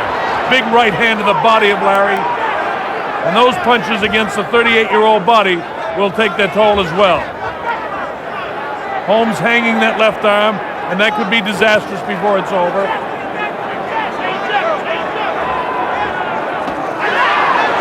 Larry comes with what looked to me a half-hearted uppercut midway through the second round of a scheduled 12-round championship heavyweight fight. In the old days, Larry would have had that left jab just punching and punching and punching and setting up the right hand, and he'd have been moving up on his toes. But in this day, Mike Tyson just walks right through. Nice job by Joe Cortez, making them break clean. Larry got a sneaky right hand through there, but it didn't hurt Mike. Larry had 34 knockouts in his career, but most of them were kind of like Ali's knockouts. They're accumulation of punches, except against lesser opponents, and then he was able to knock them out clean. Larry was a great boxer in his prime, and he's having trouble holding off the young bull. Notice he just holds the left hand out now. In his prime, that would have been pumping in the face of Tyson. Would have loved to see these guys fight in their prime, but it just doesn't happen that way. Mike gets through. He's showing no respect for the former greatness of Larry Holmes, and he doesn't have to tonight because Larry can't execute what he used to be able to execute. This is professional boxing, and it's about money, and that's why Larry's fighting. Fortunately for Larry in his career, he's never been hurt. And I hope he doesn't get hurt tonight. As the bell, ending round two. Another easy 10-9 round for Mike Tyson.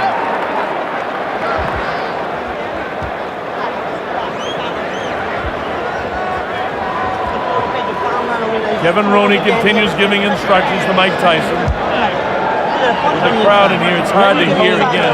Bullshit. Don't tell me I ain't holding you tight. You're not punching me. Let him hold you.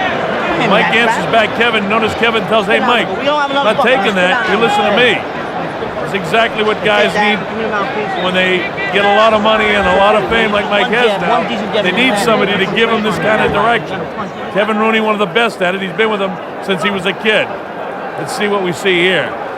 Digs to the body. Now the left hook. That grazes past the chin of Larry. There was one other punishing body shot during the course of the second round. All right, here we go. Round number 3. Atlantic City Convention Center in Atlantic City, New Jersey. The heavyweight championship of the world. Larry Holmes. Notice how flat-footed he is, and you remember when he used to fight up on his toes, bouncing left, bouncing right, sticking that jab out, really stinging the jab. There's a little bit of bounce there, but then he goes back to settling down, back on his heels. Mike moves the body, moves the head side to side. He's up on his toes. And when Mike gets up on his toes and moves side to side, he's at his best. But right now, with the inability of Larry Holmes to land the jab or even use it much, Mike comes right through. That's one of the best combinations that Larry's thrown, and it doesn't shift Mike at all. It doesn't even back him off. That'll just give Mike more confidence. If that's Larry's best hand, look at this. He comes right through the left again. The noticeable lack of the left, I should say. And I'm not knocking Larry Holmes. I've mentioned twice already what a tremendous fan I am. I love Larry Holmes as a fighter. Make no mistake about it. I actually hate to see him fighting Mike Tyson. I understand why, though. This is a business. A half uppercut inside caught Mike, but it didn't hurt him. This is round 3. Joe Cortez has them break clean. Notice Larry right down on the flat of his feet. Mike up on his toes. Larry standing flat-footed. Mike comes right through because there's no jab there. And without that great stiff jab that Larry had, Larry's just another fighter. Midway through round number 3, and he's just another, I'm afraid to say, but I have to say, another aged heavyweight. Looking for another payday. Looping right hand gets through and shifts Larry back. Larry tries to work the uppercut inside. Nice defense inside by Larry. He's got those big long arms. But the big advantage of the jab, notice that's a parring jab. Larry never threw his jab like that in his prime.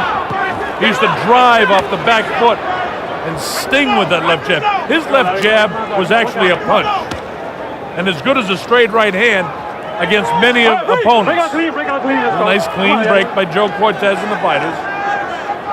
Tyson has a lot of respect for the former ability of Larry, but he has to do what he has to do. He's the undefeated heavyweight champion, and like the night that Larry cried when he beat up Muhammad Ali, Mike Tyson doesn't have the sensitivity to do that.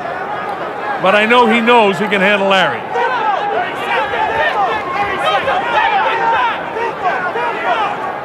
Holmes parring with the left. A little bit of a stiff jab that time, but not punishing. Larry tentative with his right hand. He ties him up inside so Mike can't punish the body. There's a digging body shot, a bit on the low side. About 10 seconds to go in this, the 3rd round. Joe Cortez says, keep him up, Mike. Borderline shot. And there's the bell ending the round.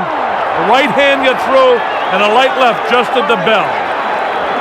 Larry says, hey, Joe, keep an eye on that.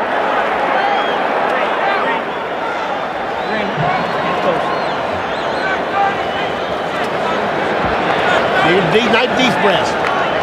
Big one. Larry Holmes, something red in that. That's not water that he's getting in there. Hey, Big Jack. I don't know what that is, but another one. I don't think he's supposed to have it, whatever it is. It's all academic because if it's something in there that can keep him going for a few rounds, it's great. Here's the water now. Come on now. Okay, let's see the replay. Watch for the right hand. Boom! See that spin the head? Now watch the bell. You'll see a left hook. Oh, right there on the ear. Joe Cortez just get in there, and Larry complained after that it was a little after the bell. Stay relaxed. Keeping knees bent and defense tight. Kevin Mooney keeping that Q-tip up in the nose of Mike. Might have a little cut up in his nose, but that's nothing. That's common for all fighters. Coming up to round number 4. Holmes has got to do something to change the pace of this fight. So far, he's done absolutely nothing. He's not throwing punches. All right, here we go. Round 4. Bob Sheridan here at the Atlantic City Convention Center. You're watching Larry Holmes. Oh, look at this. Larry up on his toes using the jab. Swinging that left hand in front of him. Shades of Holmes of old. But watch out, Larry, for that right hand. Mike is extremely quick. Oh, wouldn't it be great if Larry could keep this up for a few rounds? I don't know if 38-year-old legs can do that.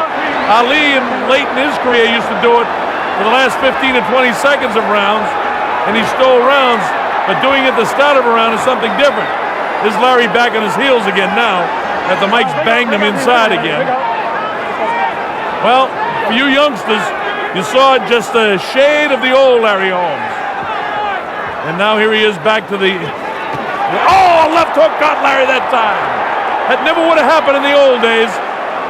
And in 1988, it's Mike Tyson's era of the 80s. Larry had his go in the 70s. In 1978, his fight against Kenny Norton was one of the great fights of all heavyweight history. Dead even fight going into the final round of the fight, and Holmes eked it out. Two great guys in the peak of their shape. And here we are 10 years later, and Larry's career is just about over. Oh, he may continue to fight, but his great days are over. Right now, getting through this fourth round is the biggest problem. Oh, right hand! Down goes Larry Holmes! For one of the few times in his career. Boy, oh boy, look at that.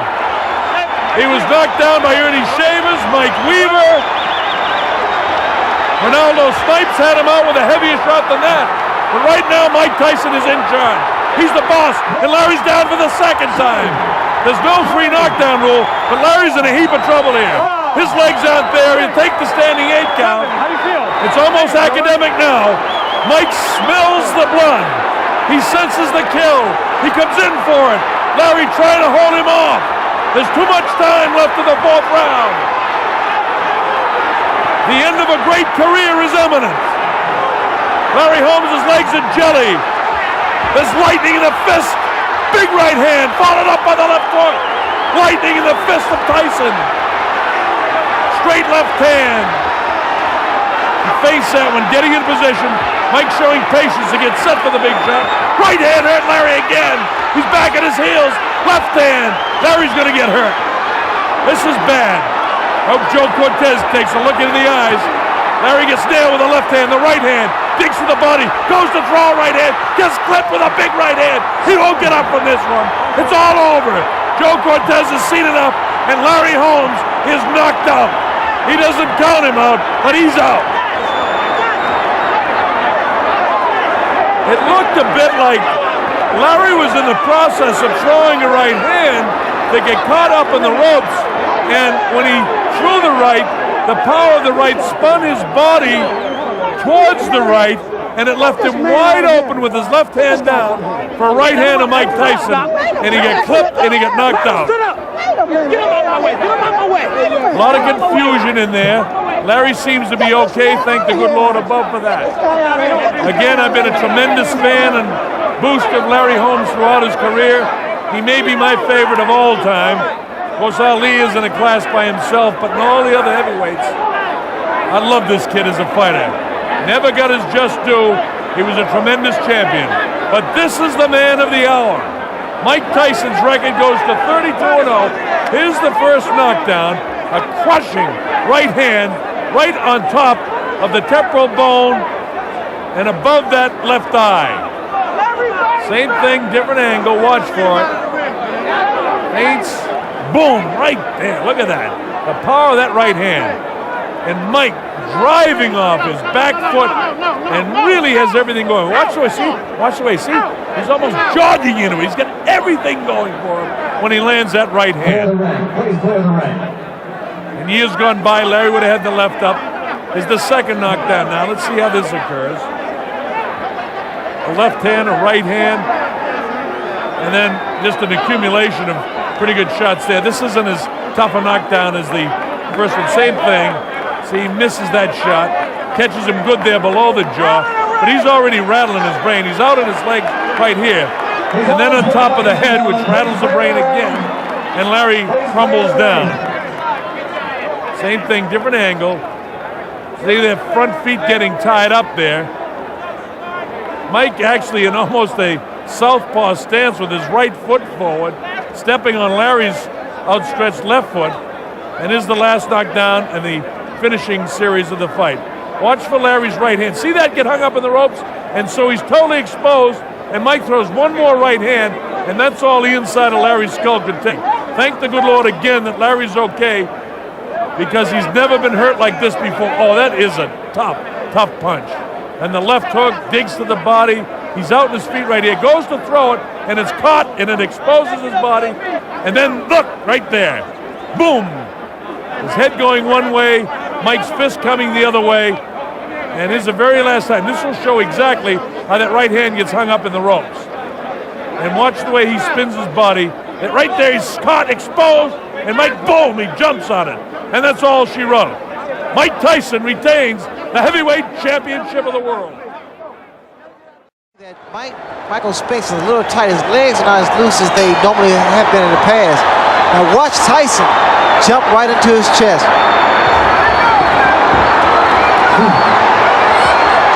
Michael Spinks, give him a little movement. Keep those hands high. Very, very high. Stepping in. All right, stop punching. Whoa. Hey, Mike, knock it off, man. Knock it off. Cappuccino already warning Mike about the elbows. Various opponents have complained that Tyson rocks them with elbows along the ropes in close. You see the tactics used by Michael Spinks now. He's throwing his jab, but he has to keep those hands extremely high. Watch for the uppercuts too. Tyson landed a left hand in close quarters, and now Cappuccino goes to work again. Tyson not afraid, as we expected, and Spinks ready to mix it up with him. Tyson along the ropes doing damage. Michael Spinks has to keep moving because every shot... Uppercut landed inside, and Spinks went down. It was the left uppercut. I was surprised there was a body shot that put him to the canvas. And that is the first time Michael Spinks has ever been down in a professional fight. And he's down again and in serious trouble. A right hand right on the chin. 6, 7, 8. He's not going to make it. It's all over.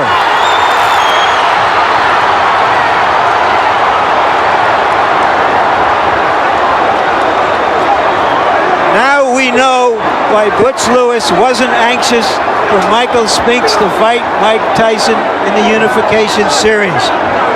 What happened in that round was that Mike Spinks got hit, and his natural instinct as a champion and as a winner was to try to fight back instead of covering up. And because he wanted to fight back, he got knocked out.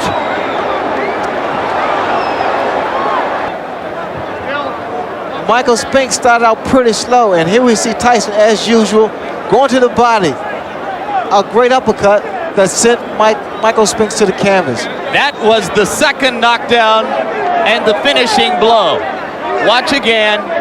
This is after Spinks got up after one knockout, tried to fight back, and had nothing, as Mike Tyson landed the right, the short right, to the jaw. Here we have another angle, and that beautiful right uppercut caught him perfectly. It seemed to have caught him on the top of the forehead. And when his head went back and hit the canvas, it was all over. Few fighters have ever thrown the uppercut with greater effect than this champion. Another thing, Jim, is when a guy gets knocked out for the first time. All right, they get called to the center of the ring. Let's listen to Richard Steele. The instructions in the dressing room. I'm cautioning you again. Obey my commands at all times. Is there any questions? Shake hands. Good luck. There's the stare. We're just about set to go. The undisputed heavyweight championship of the world on the line.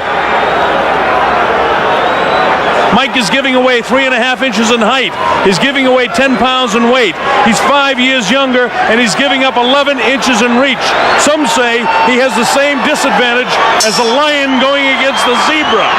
And I'd have to agree. Let's see how quick he starts. Bruno tries to keep him off. Bruno showing that he's not afraid, hanging on. Bruno's already tagged with a right hand. And down goes Bruno for the first time in the fight. The first right hand that caught him, he went down. He'll have to take the standing 8 count. Hey, you all right? Bruno's clear, but he knows the power of Mike Tyson. Tyson, if ever there was a guy fighting like a raging bull, it's Mike Tyson. Bruno has all the pride of England standing for him. He gets tagged again by a right hand. He's trying to hang on to Mike and hit. Mike is just looking for an opportunity to to cut loose, and Richard Steele warns Frank Bruno about hanging on and hitting Mike Tyson. Tyson pummels him with the right hand. Mike trying to set him up with the left hand. Bruno looks a little wobbly already. Right hand misses Frank Bruno. Bruno has come to try and mix it up. He's hanging on to the head of Tyson. Tyson not affected by any of these blows at all. Tyson just looking to set his man up. He's back on the assault. He tries to reach him inside with a short, crisp shot. Bruno ties him up inside. Again, Richard Steele warns Frank Bruno about hanging on and hitting. Bruno's already been down in round number 1. Tyson hit with a light left hand. Doesn't do anything to him. Tyson back up bouncing. Well, all the questions about distractions have been answered as Tyson attacks. Bruno doing everything he can to try to attack this guy. Don't forget, he's from a very rough area in London. And to be honest with you, a lot of people are thrilled to see this guy making some sort of fight of it. Blood is really coming from the nose of Frank Bruno. And you can see that there's been a point taken away. I don't think points will mean anything by the time this fight's over. But Frank Bruno is trying to make a fight of it. He's hanging on, but Tyson is certainly getting the best of it. He's bleeding from the nose. He was down in the very early seconds as Tyson nails him with the uppercut. Now Frank comes very slowly across the ring. He knows he's in with a bull. Tyson gets nailed with a left hook. Tyson looks wobbly as he attacks Bruno. Bruno continues to throw. Tyson was caught and wobbled. Tyson looks clear, but he was caught by a shot by Frank Bruno. Tyson trying to fight back, and Bruno did catch him with a shot. That's the first time I've seen anything like Tyson staggered. Tyson was definitely set back in his tracks there. Inside of 20 seconds to go in the round. Bruno has got him tied up. Mike Tyson doesn't seem to have that fiery look in his eyes right now as he lunges for the challenger. Inside of 10 seconds to go, as you see.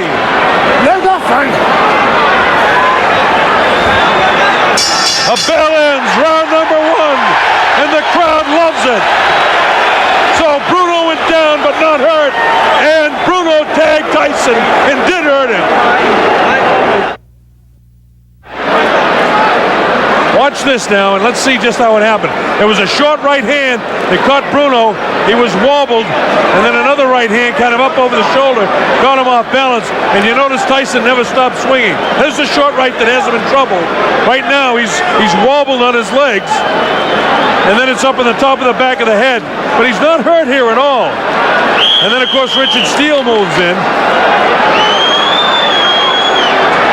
And there's the right hand that caught Tyson and buckled his legs. And that's the first time we've seen him in an awkward position. Here's Tyson moving in. It'll be interesting to see if he's like a wild man in round 2. And it looks like he's ready to be a wild man in round 2. So Frank Bruno came to fight. Surprised Tyson by catching him in the first round. He's nailed again with that inside right hand. Bruno vulnerable to that right hand in close. Tyson continues to come in. Bruno continues to hang on when he does come in. We wanted to take time to welcome all our friends in Australia, New Zealand, and people watching all over the world, but the fight's been so fast and so exciting, it's hard to do that. But a special hello to Chris Myrams in Wellington, New Zealand, and all of the brothers and sisters, and especially David Parks, our producer, his sister, who's also watching in New Zealand. Welcome, New Zealand and Australia. People all over Africa, the Middle East, we're thrilled to have you on the Mike Tyson Network here. Bob Sheridan bringing this fight to you, and hope that you're enjoying the fast pace. Frank Bruno came to fight. He was down for just a second in the first round, and the chant from the better than 5,000 British subjects that are here cheering for Bruno to do something against Tyson. Bruno, of course, has a magnificent body. Tagged with a short, crisp right hand in the first round, which made us all think, well, that's what all was going to happen.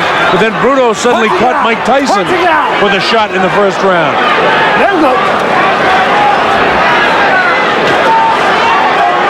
Tyson looking for the shot to the body and then to deliver that right hand to the head.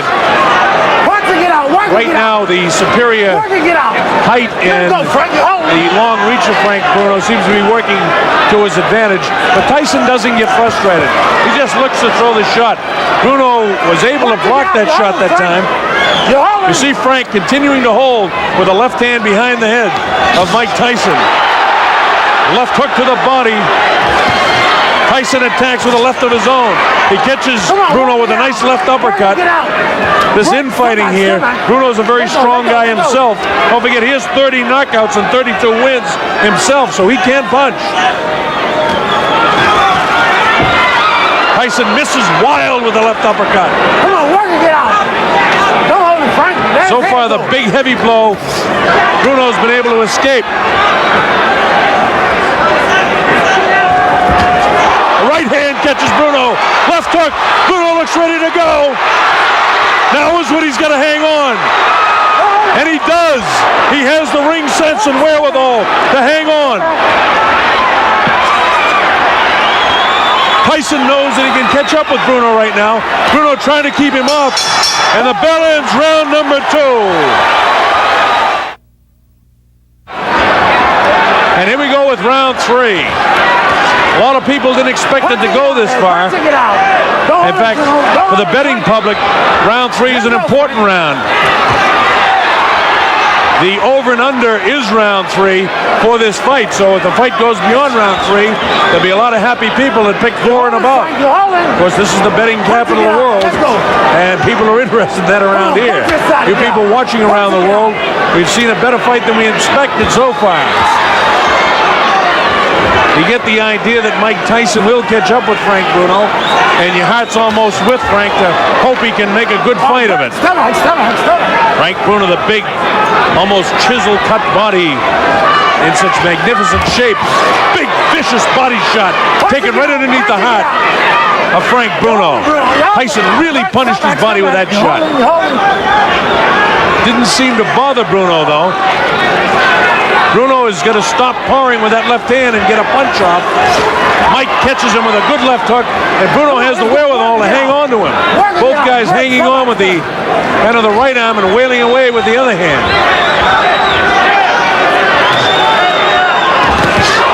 Tyson, lightning hands, looking for the opportunity to land that right hand on the chin of Frank Bruno. Let him go, Mike. Let him go. And again, you just have the feeling it's a matter of time. And it's not that Tyson's toying with him, it's that Tyson is looking for the opportunity. Don't forget, Bruno did catch Tyson in the first round with a pretty good shot. Come on, punch it out.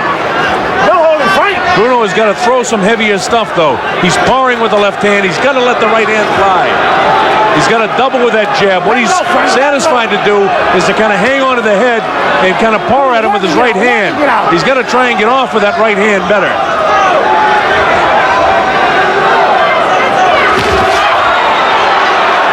Tyson with a short assault. Nothing there. Tyson has a lot of movement where Frank Bruno is just kind of a stand-up guy, almost tailor-made for Tyson. That time he caught him with a body shot. The height advantage that Bruno has and the reach advantage, it really is an advantage to Frank Bruno.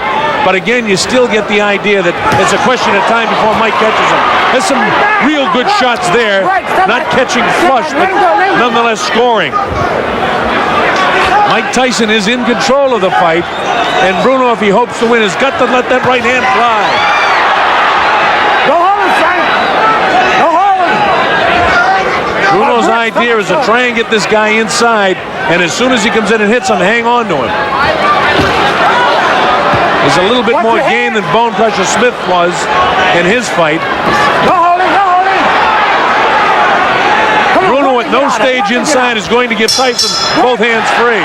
They continue to fight after the bell. Tyson really has a look of annoyance on his face, and he has no intentions of doing anything but trying to control this guy as best he can. Got to work his gut more. Vicious looking guy. Look at him. You must slip and hit, Michael. Don't walk straight in. That's what he's waiting for. Finish him off. Use Right hand, left hook, right hand, left hook, right hand, left hook. All right. Come on. Gotta use a lot of sevens to get in there. Stay inside.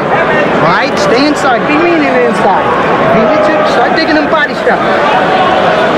That's Aaron Snowell working the corner of Mike Tyson. Don't forget, Tyson has a whole new corner.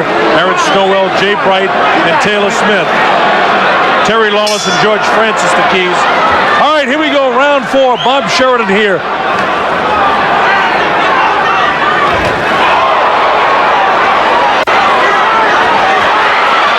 It looks like Bruno could be hurt a bit. Watch your head, Mike. Watch your head. Tyson just really bores in like a madman almost. Frank has got to start throwing that right hand. Tyson is almost measuring him now. Step back, step back, step back. Again, this is round 4. It's scheduled for 12. A lot of people didn't think we'd get to the 4th round in this fight. If you've just joined us for one reason or another, Frank Bruno was down in the 1st round, but it wasn't a serious knockdown. He wasn't wobbled, really hurt at all, and then he later caught Mike Tyson, and for the first time in his career, I saw Tyson a little wobbly on his legs, but he recovered from that in fine shape, and then Richard Steele had to take a point away as well in the 1st round from Bruno for hanging on and holding. Get out. You're holding. Let's work inside to get out. Break. So what would have been a 10-8 round would have to be scored 10-7, and that puts Tyson way out in front in the fight. Bruno is caught by a right hand and a left hook. Bruno comes back and catches Tyson. Right hand cut Bruno right in the forehead, followed up by the left hook. Come back. Don't hold his hand. Bruno has got to throw that right hand more and try to catch Tyson with a left hook. Come on, punch it out. He seems to be satisfied to let Tyson bore in on him and just hold him. Vicious body shot. Come on, keep punching inside. It's those body shots that Tyson is able to score that has softened up so many of an opponent before. Bruno does not seem to be intimidated. His fight plan is to try to frustrate Tyson as much as he can by hanging on to him, by tying him up when he comes inside. That light, ooh, another right hand gets through. Come on, punch it, get out of there. Get your arms back, pull them back. Come on, Mike, pull your arms back and punch it out. Let's go, Frank. All right, break. Richard Steele, the 3rd man in the ring, doing an excellent job considering the style that Bruno is fighting here. Bruno again lets Tyson come in, and again he hangs on. Very tough fight to referee the way Bruno's fighting it. But Tyson doesn't get frustrated. He just goes about his business of trying to win each round. Bruno is such a much bigger figure than Mike Tyson, but Tyson is just so strong, and his hands are so quick. Uppercut comes that time. We're in the closing seconds now of round 4. The bell ends round number 4, and the crowd in England loves it.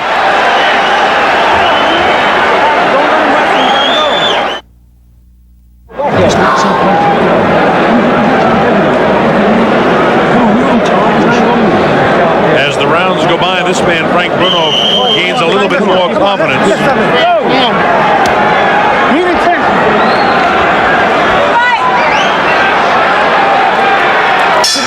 All right, here we go with round number 5. And Tyson attacks immediately. Come on, punch it, get out of there.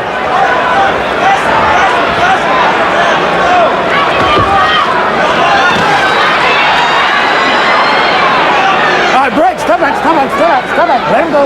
Remember, Bruno was doing a pretty good job throughout a good portion of the fight against Tim Witherspoon, and it was in the later rounds that, those big, heavy muscles begin to catch up with him. Tyson's a big, strong guy, too, but we know he can go to 12. His last time out against Bugner, Bruno had to go 8 rounds. Before that, he went 8 against Reggie Gross in Marbella.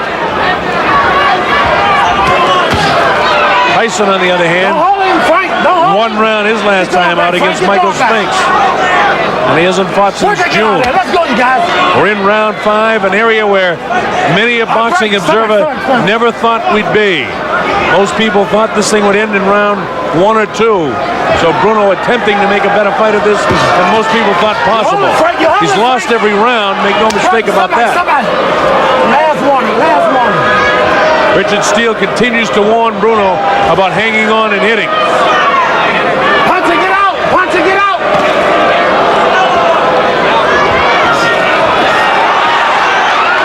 Punch it, get out! Punch it, get out! As you watch the fight, I know that you folks watching at home, that Mike Tyson is so strong, but you almost feel for Bruno. You want to see him do well against the champion. He throws the right hand, and any time that Frank Bruno does the slightest thing good, the crowd here really roars. This place seats about 8,000 or 9,000 here at the Hilton Hotel. Bruno was caught that time, and Tyson knows it. Tyson trying to attack now to finish him off. Bruno has the wherewithal to hang on. The uppercut comes.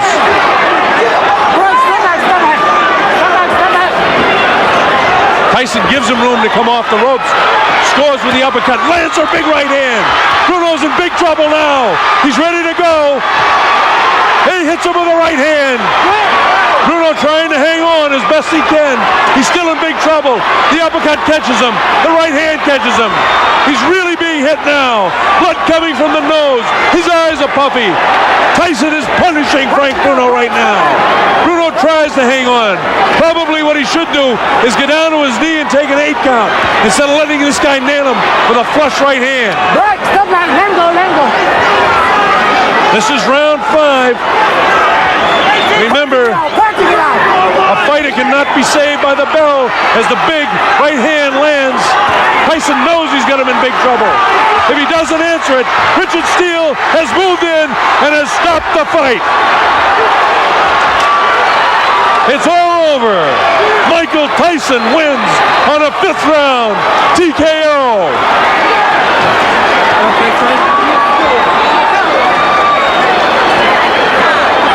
It came at 2:55. That's unofficial. We'll get that officially. It came at 2:55 of the 5th round. Mike Tyson punished and pummeling Frank Bruno. Thank you. Thank you. Bruno did the best he could do to make a go of it. But there was no question Mike Tyson a superior fighter. Presenting the undisputed, the undefeated heavyweight champion of the world, Iron Mike Tyson.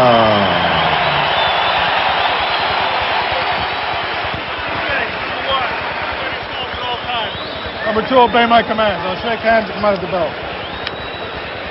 Carl Williams, excuse me. I can think of better tendencies that a fighter should have who's going out to face Mike Tyson. Indeed, Carl Williams has been floored 7 times in his career. Twice by James Quick Tillis, twice by Jesse Ferguson, 3 times by Mike Weaver, and in every instance, the decisive blow was a left hook.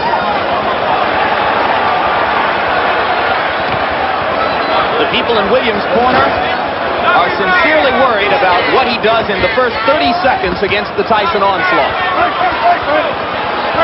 And it would appear that the strategy to begin with is to hold, and referee Randy Newman says, we're not going to start that way.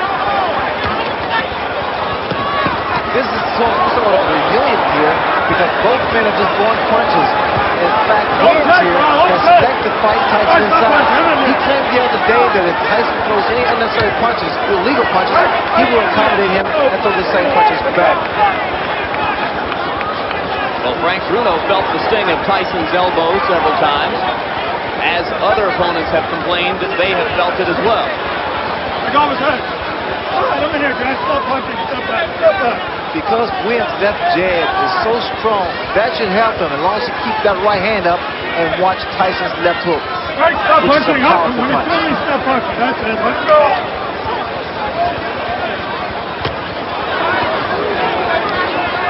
All right, that's it. I'm here. Here we go.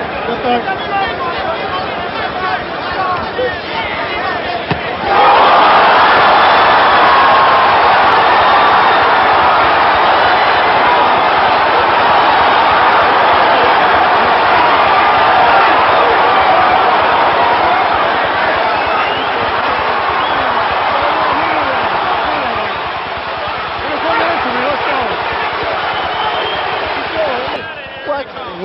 Where are you?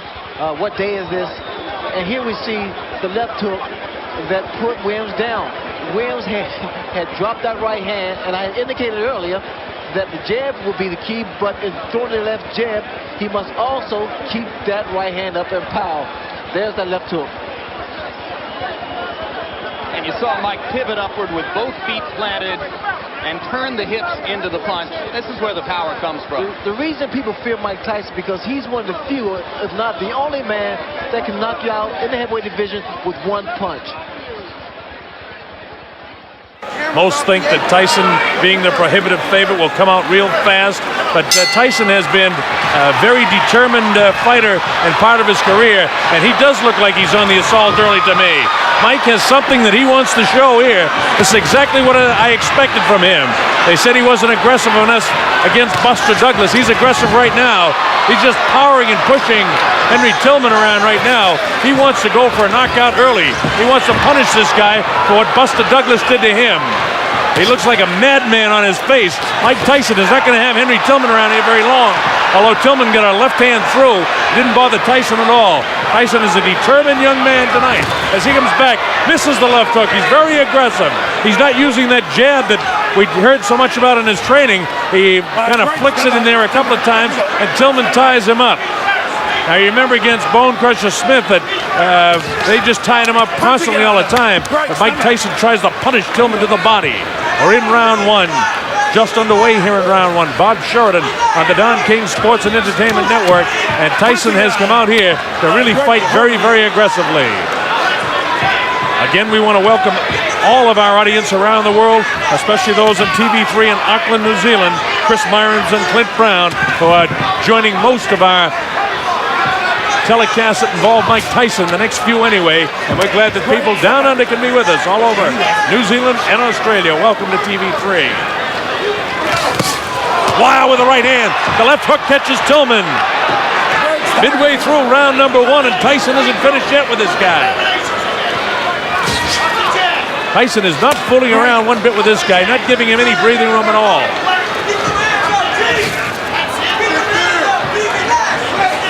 Tillman is trying to stay on the move and does the proper thing if you're fighting Mike Tyson, and that's tie him up inside. Now Mike is staying out where his punching has so much power. Watch for his left hook and his uppercut when he gets inside, and Mike will hit you anytime. He'll hit you coming in, he'll hit you on the break, he'll hit you with a looping right hand, he'll hit you with a left hook. He's got Tillman shell-shocked already, and the thing hasn't even really got going. Mike really tees off when he gets inside on him. This is the Mike Tyson that we saw so effective, knocking out 33 of his opponents. Tillman has a look of fear in his eyes as Mike Tyson just goes headhunting. Richard Steele, the third man in the ring, has got his work cut out with Mike Tyson. Oh, the right hand! I doubt if he'll be able to get up from this. He hit him flush on the jaw with the right hand. It's up to 6 and 7 and 8 and 9 and 10. It's all over. Tyson, a first round knockout. Mike runs across the ring and tries to help his friend Henry Tillman up.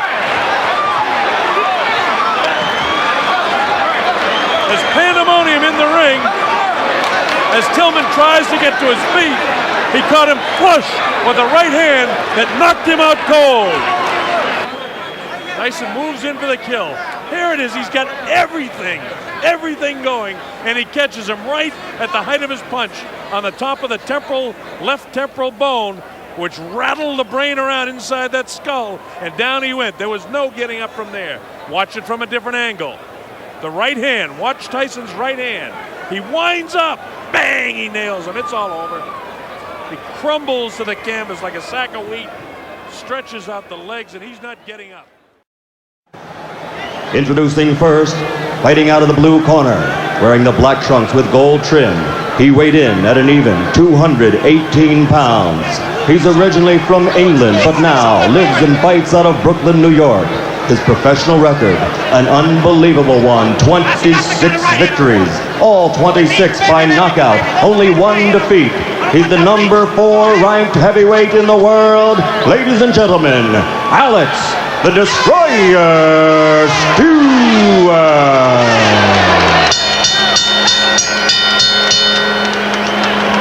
And fighting out of the red corner, wearing the solid black trunks, weighing 217 3/4 pounds, from Catskill, New York. Also an unbelievable record, 38 victories, 34 by KO, only one defeat. He's the #1 ranked heavyweight in the world.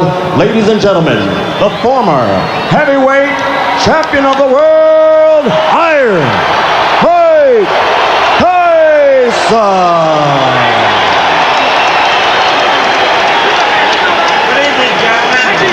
You're both given your instructions by the New Jersey Control Board. Protect yourself at all times. Like you, baby. Both your touch gloves. Come on, come on. Come on, baby. That's right, baby. The question, as in all Tyson fights, can the opponent maintain his poise in the face of Tyson's quickness and menace? Or will he Stay in retreat the corner, Alex. into Michael, stay in the corner. self-defense? Stay in the corner, Michael. Stewart has stated categorically that he knows he needs to keep throwing punches to try to keep Tyson occupied. If he stops throwing, he'll be dead. Tyson lands a right and another. This could be quick. I was afraid of a 30-second soundbite. All right, man? Okay, let's go. Remember, Stewart never went down against Evander Holyfield.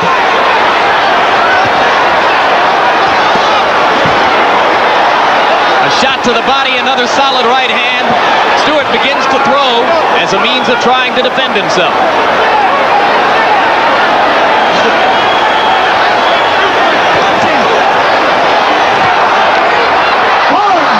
That'll be called a slip. And Mike is a little wild as he goes for the kill. A good right hand that hurt Stewart again, but Stewart is still upright.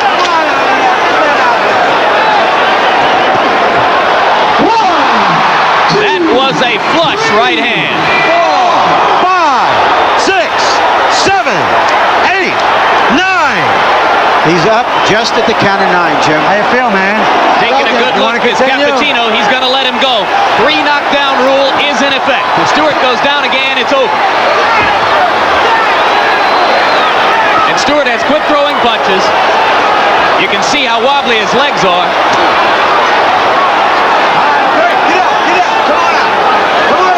If he makes it through a minute and 20, it'll be a small miracle.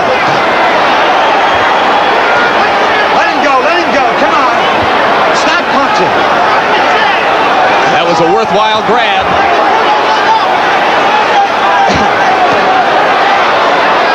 Tyson missed with a left that would have done it.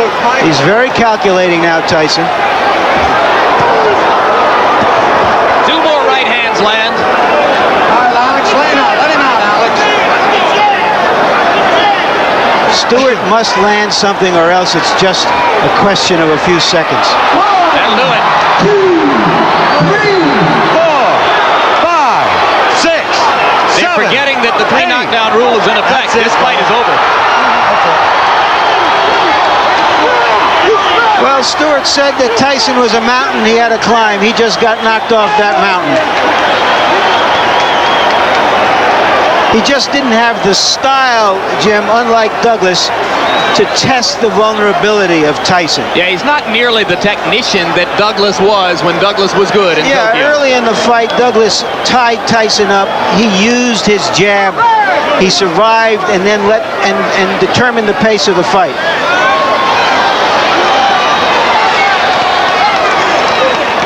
Nothing bothering you. You stay right there for a minute. Let me take a look here. Introducing to you first on my right, fighting out of the blue corner, entering the ring wearing white trunks with red and gold trim. He's originally from St. Catherine, Jamaica, now fighting out of and representing Toronto, Ontario, Canada. His weight this evening, 228 pounds. With a fine record of 25 wins, only 1 loss, 1 draw. He has 18 wins by way of knockout. He is ranked the #2 heavyweight contender by the WBA, the WBC, and the IBF. Introducing Donovan Razor Ruddick.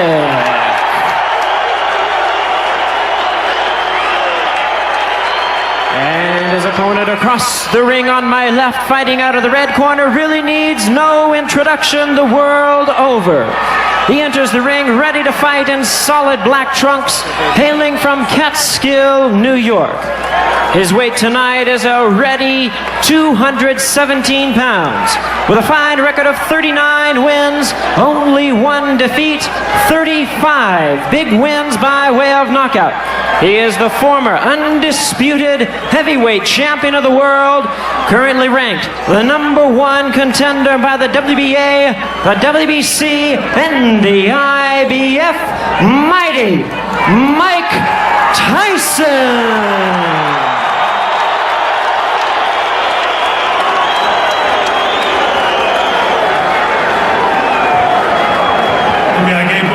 The instructions in the dressing room. I'm cautioning again, obey my commands at all times. In case someone knocked down, you go to the neutral corner, you stay there till I tell you to come out. Is there any question? Shake hands. Good luck.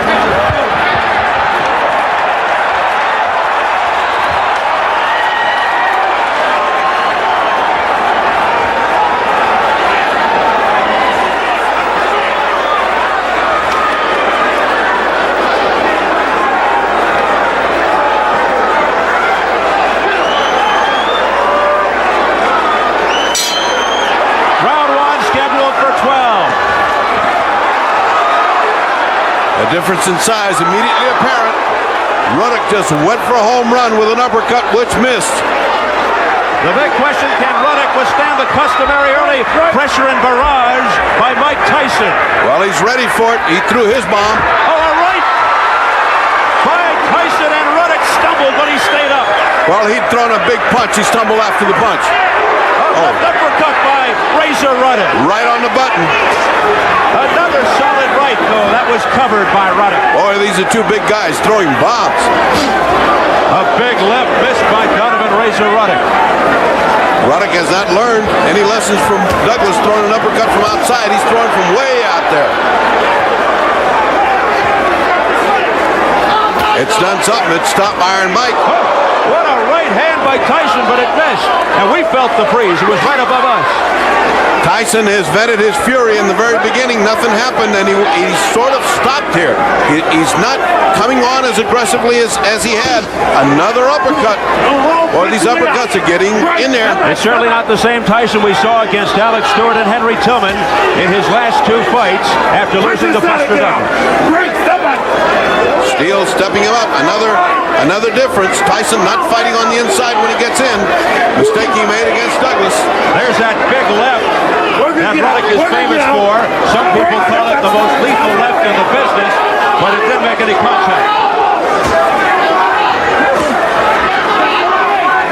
Tyson fighting a right-hand fight. A little butting going on. And Richard Steele, an associate minister, lets them know. First combination punch is thrown by Tyson. He's been throwing 1 punch at a time. So has Razor Ruddock. And the right cross there by Ruddock, tagging Tyson to the head. Ruddock wanted to see what he could take. He certainly has shot some powerful punches at Tyson and landed. There's another one. A good shot by Razor Ruddock. Well, Tyson's camp proclaims the real Tyson is back. Ruddock doesn't seem to care. A hard body punch by Tyson. That's the real Tyson right there. That combination of punches was the real Tyson. Head faking by Tyson, but getting him nowhere. You could cut this tension with a knife. Both men throwing punches, any one of which could stop it. 120 seconds in round 1.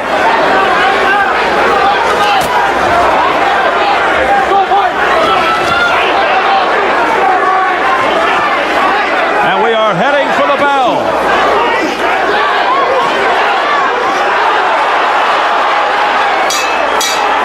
Tyson hitting afterwards. And the bad blood carries over.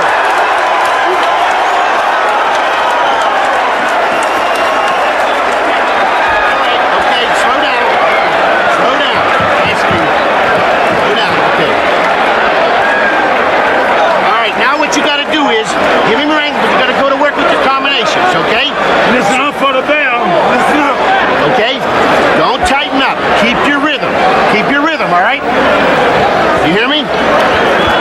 nice rhythm, work off the jab. Don't lean, give him your hand. Sit down on the punches, man. You throw that left hook up underneath, you gotta come back to that right hand now. Just watch him trying to slip something as you're standing out. You're doing good. Drop that right hand on him. And hold him out there like you're doing. You're doing fine. Drop that right hand on him, straight right hand on him. Okay, boss man? Look at that mouthpiece in there. Come on.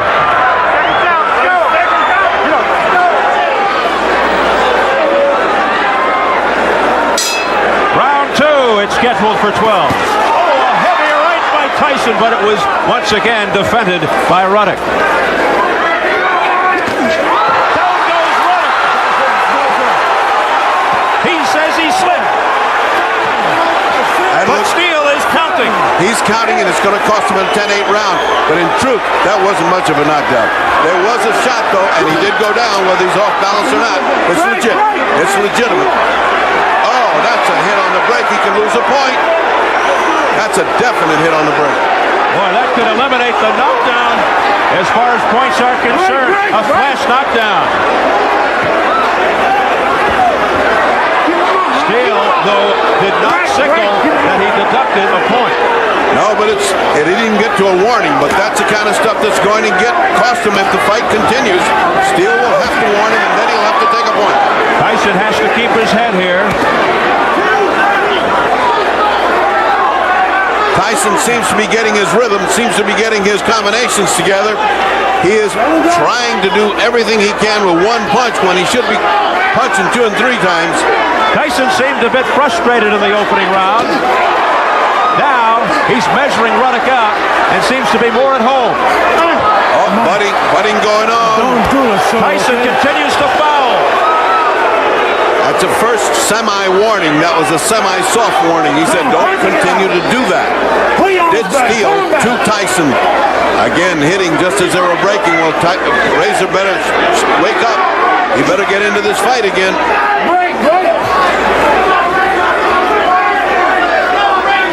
He has quit trying to put something on Tyson and is beginning to just absorb his punches. Not a good formula for success.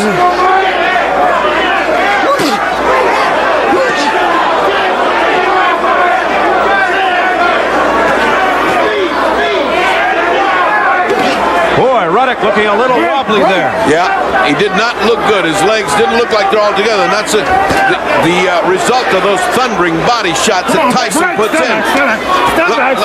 As the referee talks, Tyson keeps pounding. Less than 30 seconds in round 2.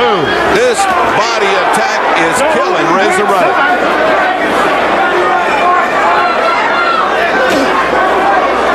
And left by Ruddock had no effect on Tyson. Your hands are free, come on. Ruddock looks like a rudderless ship. He has no game plan. He's just standing there hoping to land a lucky counterpunch. He has no game plan. And that is it for round 2.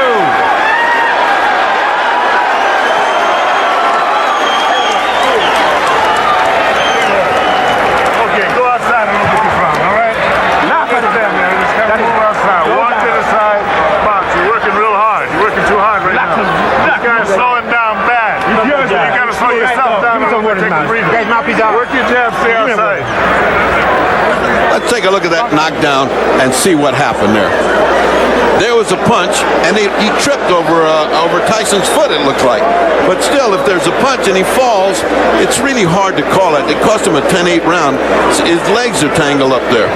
And down he goes afterwards. That really, that's hard. That's really, really hard. I think if you really looked at it tough, you'd have to say it's not a legitimate fight. But it was counted as one. That gives him a 10-8 round. Tyson now ahead, 20-17. Let's keep it clean, you guys. Keep it clean. Round 3, it looked like Ruddock, as he was going down, got a punch off in the process. And that's what he's got to do. Ruddock just went back. Now he's trying to get his uppercuts going. He just went to sleep in that second round. Monstrous work here by Mike Tyson.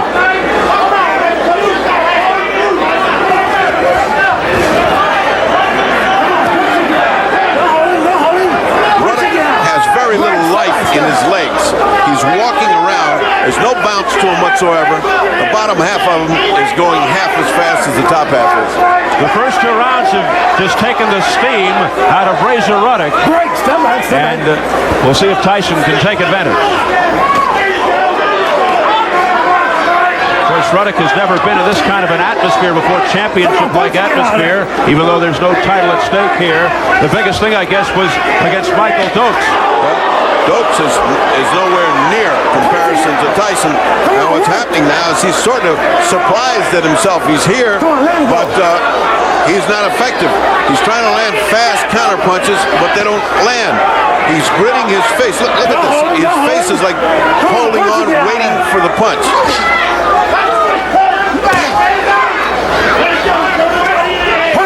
Put your arm back, Razor. Pull him back, Razor. And now Ruddock is holding on to Tyson. Maybe holding on for dear life. And he's getting a nice little lesson in infighting from Tyson. You do not want to get in there with Tyson. He's got short, stubby arms, and he kills you on the inside. Ruddock's game plan is going out the window here. He should be fighting from the outside so he doesn't get belted to the midsection. And Ruddock has forgotten how to tie up Tyson. As long as Tyson gets in, he lets him go and lets him work on the inside.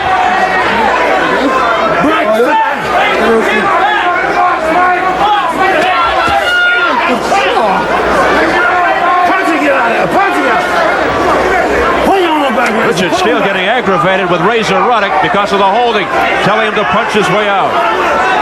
He's just leaning on Tyson. Oh, right by Tyson.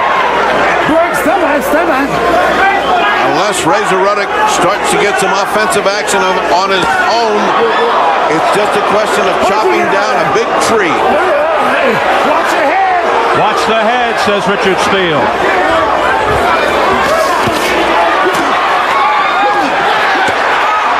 Crowd erupting, thinking that Ruddock is connecting. Ruddock has not connected well and solidly, although he's throwing good shots. He just doesn't quite get them. There's a left by Ruddock, a left by Tyson, and down goes Ruddock. What a counter punch. 6, 7, 8. You okay? Come to me. The bell is sounded to end the third.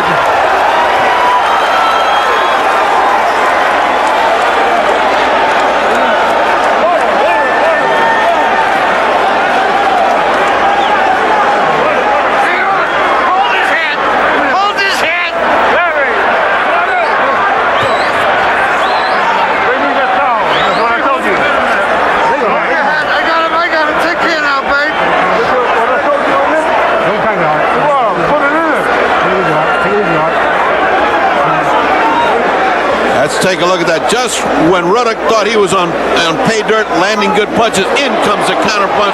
What a tremendous shot by Tyson. Lucky that he got up. Wonderful left hook. The patented Tyson killer, the left hook.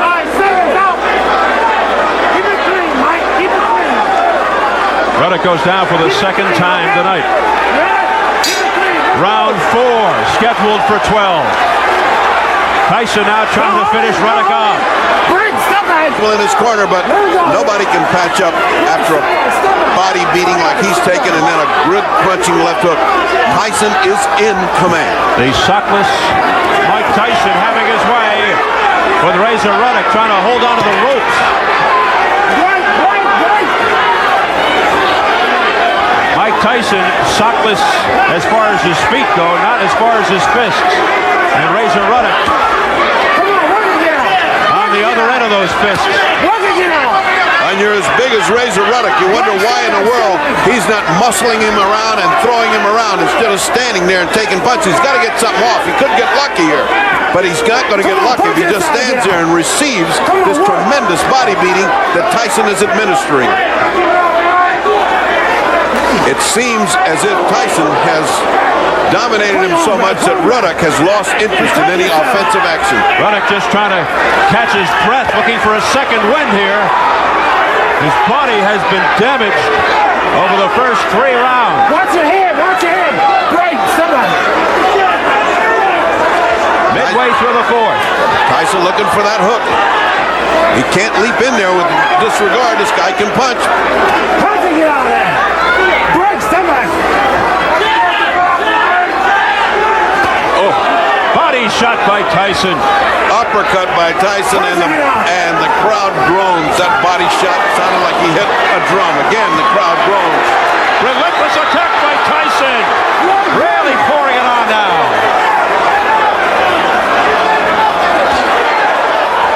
And Razor Ruddock looks like his mind is not on the fight. He just looks like he's wandering. He doesn't have any coherence to his plan. He's just absorbing the punishment. Oh, a big left by Ruddock. Keep him up. And a low blow counter by Tyson. But Tyson seemed undaunted by that shot. Come on, work and get out of there.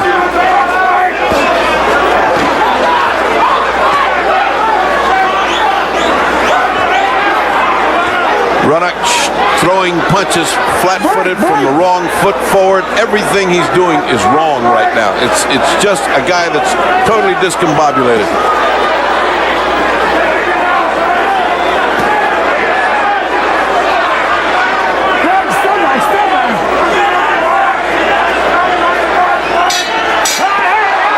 Oh, they hit after the bell once again.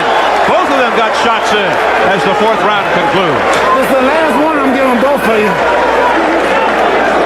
Richard Steele showing patience.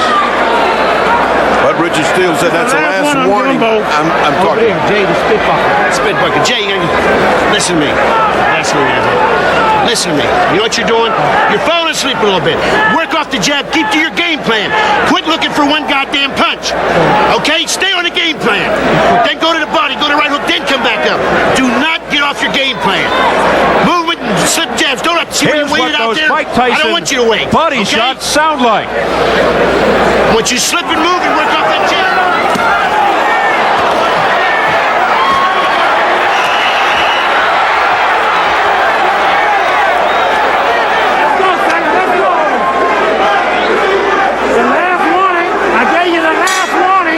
Round 5, Richie Giacchetti admonishing Mike Tyson. Don't end it with one shot.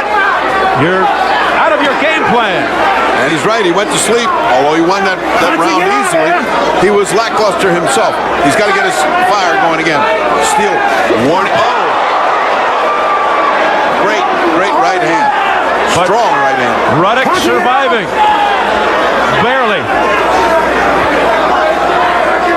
Well, this is not a night for the judges. All fights have been knockouts. Not a night the judges have to worry about. A right uppercut by Ruddock, but a glancing blow.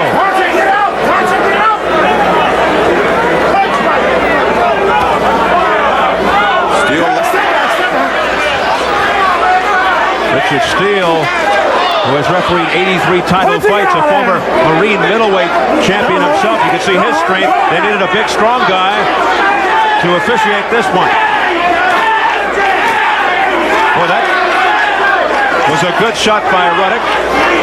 Murad Muhammad, the Ruddock promoter, did not want Richard Steele because of his relationship with Tyson's promoter, Don King. There's a right hand by Mike Tyson.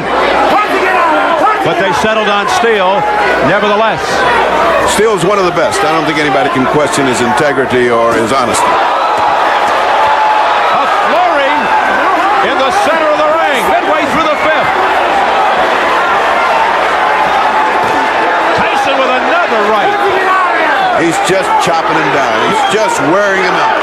Tyson is patiently just cutting this guy down to size. And you got to wonder what is keeping Ruddock up. Break, step back. He's looking for that uppercut. He's looking for that one thing that can neutralize everything. But Tyson's not falling for it. Break, step back.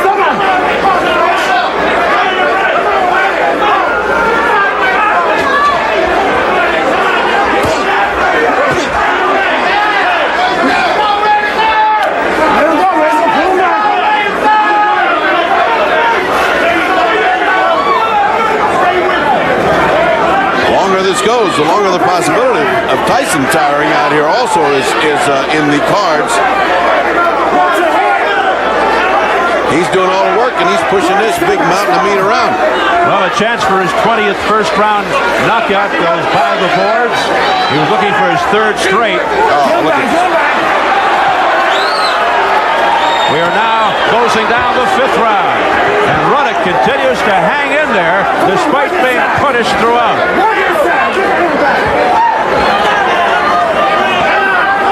Pace has slowed considerably as Tyson has virtually gone to sleep.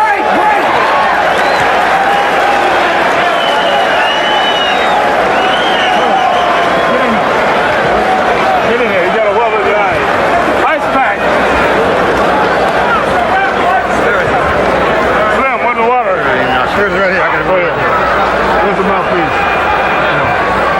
All right. Let me get this on him. Keep looking for that right uppercut inside. Try to step. How your legs feel? Double up on those punches, Tommy. Let's watch the way that Mike Tyson works. Look at that uppercut. Then he comes back with a punch. He must come back with 2 or 3 punches. That's what Giachetti's talking about, the game plan. Not just 1 punch, 2 or 3.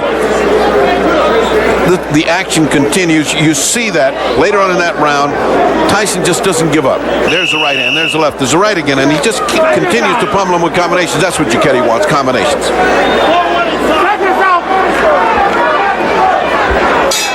And he is well out in front of his stool, ready to go. Very anxious to continue into round 6 now. And Tyson right above us. We go back to work. Tyson very much aware of his standing, the annals of boxing. No fighter more into boxing history than Tyson. You would figure he knows exactly what he has to do to get back on the road to immortality. But he's having trouble, although he's dominating, he's having trouble ending this fight. Well, you got to have 2 guys to fight, and Ruddock is fighting a survival fight, even though he's getting chopped down little by little. Whoa, nice right hand by Tyson. Come on, bro. Tyson way ahead, 50 to 43 unofficially on my card. He's taken every round in a 10-8 round in the second, so it is now a question of can he knock him out, and it's a question of can he survive these wild punches by Ruddock. Ruddock's throwing some hard leather from time to time. Only takes 1 in the heavyweights, one of those punches. You don't realize the quickness and the explosiveness of those Mike Tyson punches until you sit ringside up close.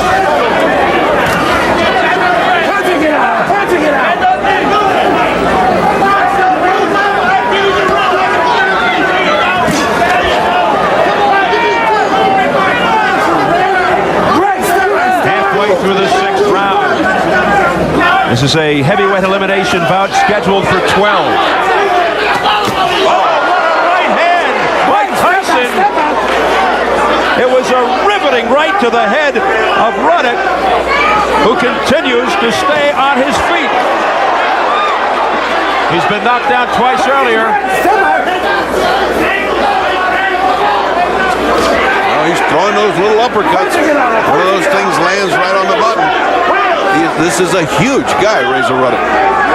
6'3", 228, an 82-inch reach. Tyson listed at 5'11 and a half, 217, a 71-inch reach. Combination by Mike Tyson. And it's a combination that's been there all night. A little uppercut and then the right hand over. Oh, nice hook. Here comes Razor Ruddock out of nowhere. A combination by Ruddock. An uppercut by Ruddock. A right by Ruddock. Tyson comes back. The best action of the fight. An incredible exchange with 20 seconds left of the 6th. Great exchange by Ruddock. Came awake after all that punishment and inflicted some hard punishment again. A left uppercut by Razor Ruddock that stunned Tyson. Now Tyson says no, hit me again, and he did with a right as the bell sounds.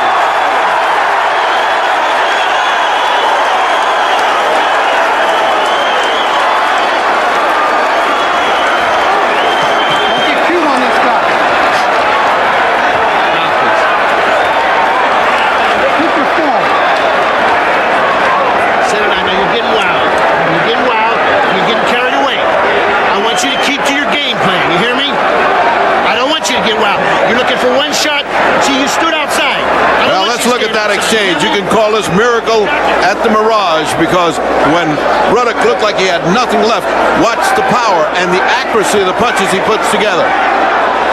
2 hooks and an uppercut. Another hook.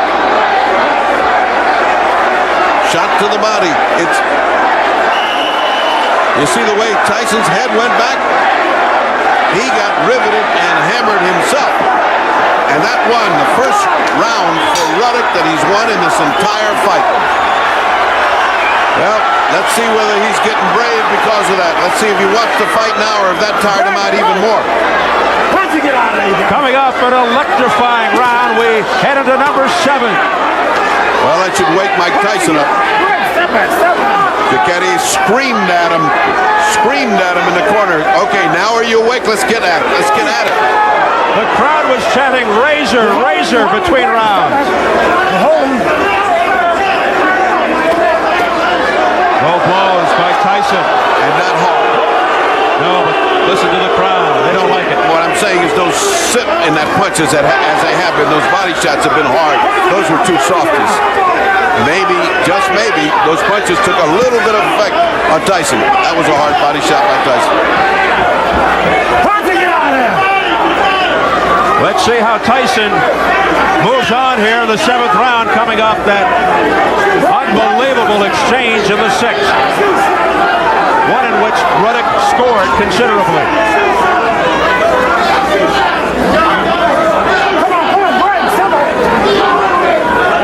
And it seems to have taken some steam out of Tyson. Ruddock coming back. Now Tyson with a big left. I would say these two guys have pretty good chins. Yeah, but Ruddock's getting braver and braver. As Douglas did in Tokyo, he has now gotten his confidence back, and he said, I withstood all that, and now it's my turn to hit some. And Tyson just loading up with the left. Well, Tyson can take a lot of punishment, but he's getting a lot of punishment. Come on, punch it out. Right. Kill him up, Mike. Kill him up. But Razor Ruddock, I'm sure, winning over a lot of people here for withstanding this kind of barrage. Oh, what a right by Tyson! And Ruddock continues to stand. But that wavered him. He wavered in the breeze just then. Tyson has Ruddock on the ropes. If Tyson applies the pressure, he's got him where he wants him now.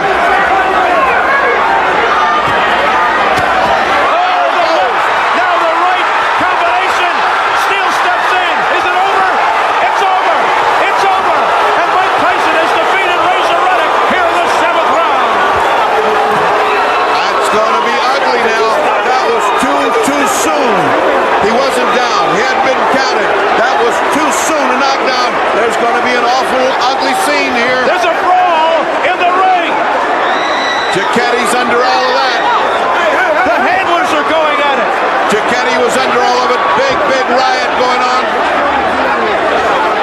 A total fiasco here in the ring. Security coming in. That was sure bad judgment. Well, the Ruddock people were afraid that Steele might stop the fight prematurely, and this thing has erupted into a riot. Well, it's exactly what Murad Muhammad protested about. He said if things get tough, this guy's going to stop it, and we don't want it stopped. And it happened exactly as he said. So another questionable judgment on the part of Richard Steele, who was involved in the Meldrick Taylor Chavez thing. But this one, he was getting hammered. He hadn't gone down. He was fighting back. There was no reason to stop this one. Taylor Chavez was more understandable. But there are going to be a lot of questions after this one. Off of this fight, Razor Ruddock's stock is going up, not down. And that may or may not have been a knockout if it had continued, but you don't know that until it does continue. So therefore, an error, a regrettable error, because it still leaves this muddied. It does mean that Tyson's back. It does mean that he takes a shot and he fights back wonderfully. But also, Razor Ruddock has proved himself as a very commendable top-flight contender. Steele's defense will be that he's right there on top of things. He can see the punishment that Ruddock is getting, and he thought it was the wise move. Now, what's going on? A crush as Tyson comes together with Razor Ruddock. There goes Richard Steele with security. They are protecting Richard Steele, and that is the crowd reaction, and the crowd is all over referee Richard Richard Steele for stopping the fight, in their opinion, too early. Meanwhile, Tyson and Ruddock all hugged. Presenting to you first on my right, fighting out of the blue corner, entering the ring wearing green trunks with white trim and hailing from Medfield, Massachusetts. He weighed in at 224 pounds, and his record includes 36 wins, only one defeat, with 30 wins coming by way of knockout, including 21 of his knockouts coming in the first round. He is currently ranked the number 7 heavyweight in the world by the WBA. As a third-generation pugilist, he is representing the long-time fighting family tradition. Please welcome the hard-hitting contender known as Hurricane, Peter McNeely.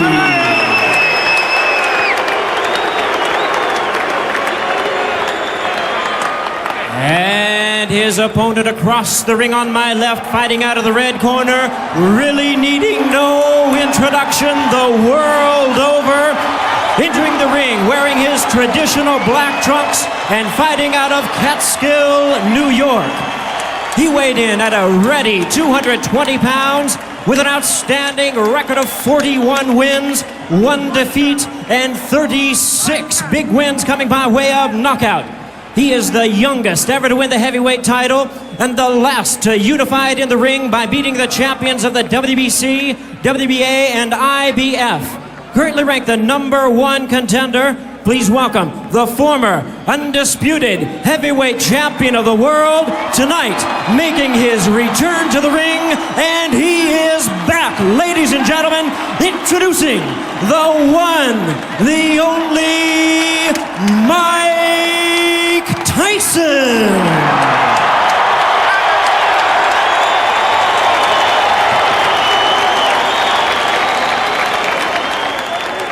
Once again, here's our referee in charge, now to give instructions, Mills Lane. All right, gentlemen, we've already gone through the instruction in the dressing room one time. This is the Nevada State rules only. Protect yourself at all times. I expect a tough, clean fight. Any questions from McNeely's corner? Any questions from Mr. Tyson's corner? Let's get it on.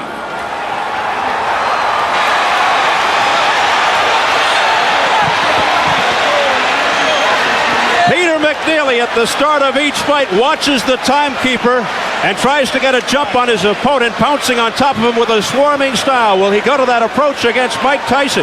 In Tyson's return, he plans to go straight ahead, but with elusiveness, something he got away from prior to prison.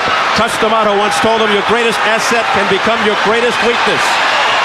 So he's been working a great deal on his movement the past few months, and here we go. And McNeely, as advertised, comes right at Mike Tyson. Down goes McNeely, seconds into the first round.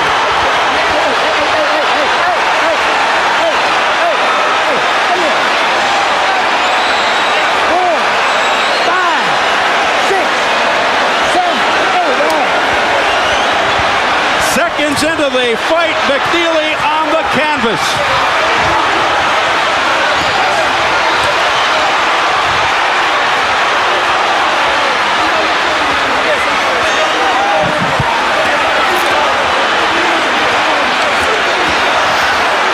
With McNeely pounding away, Mike Tyson going to the uppercuts on the inside. Tyson seeming to just hang back there waiting for that one shot. He isn't moving, and he's letting McNeely get away with an awful lot of pounding. 1 minute gone by. McNeely's already been down.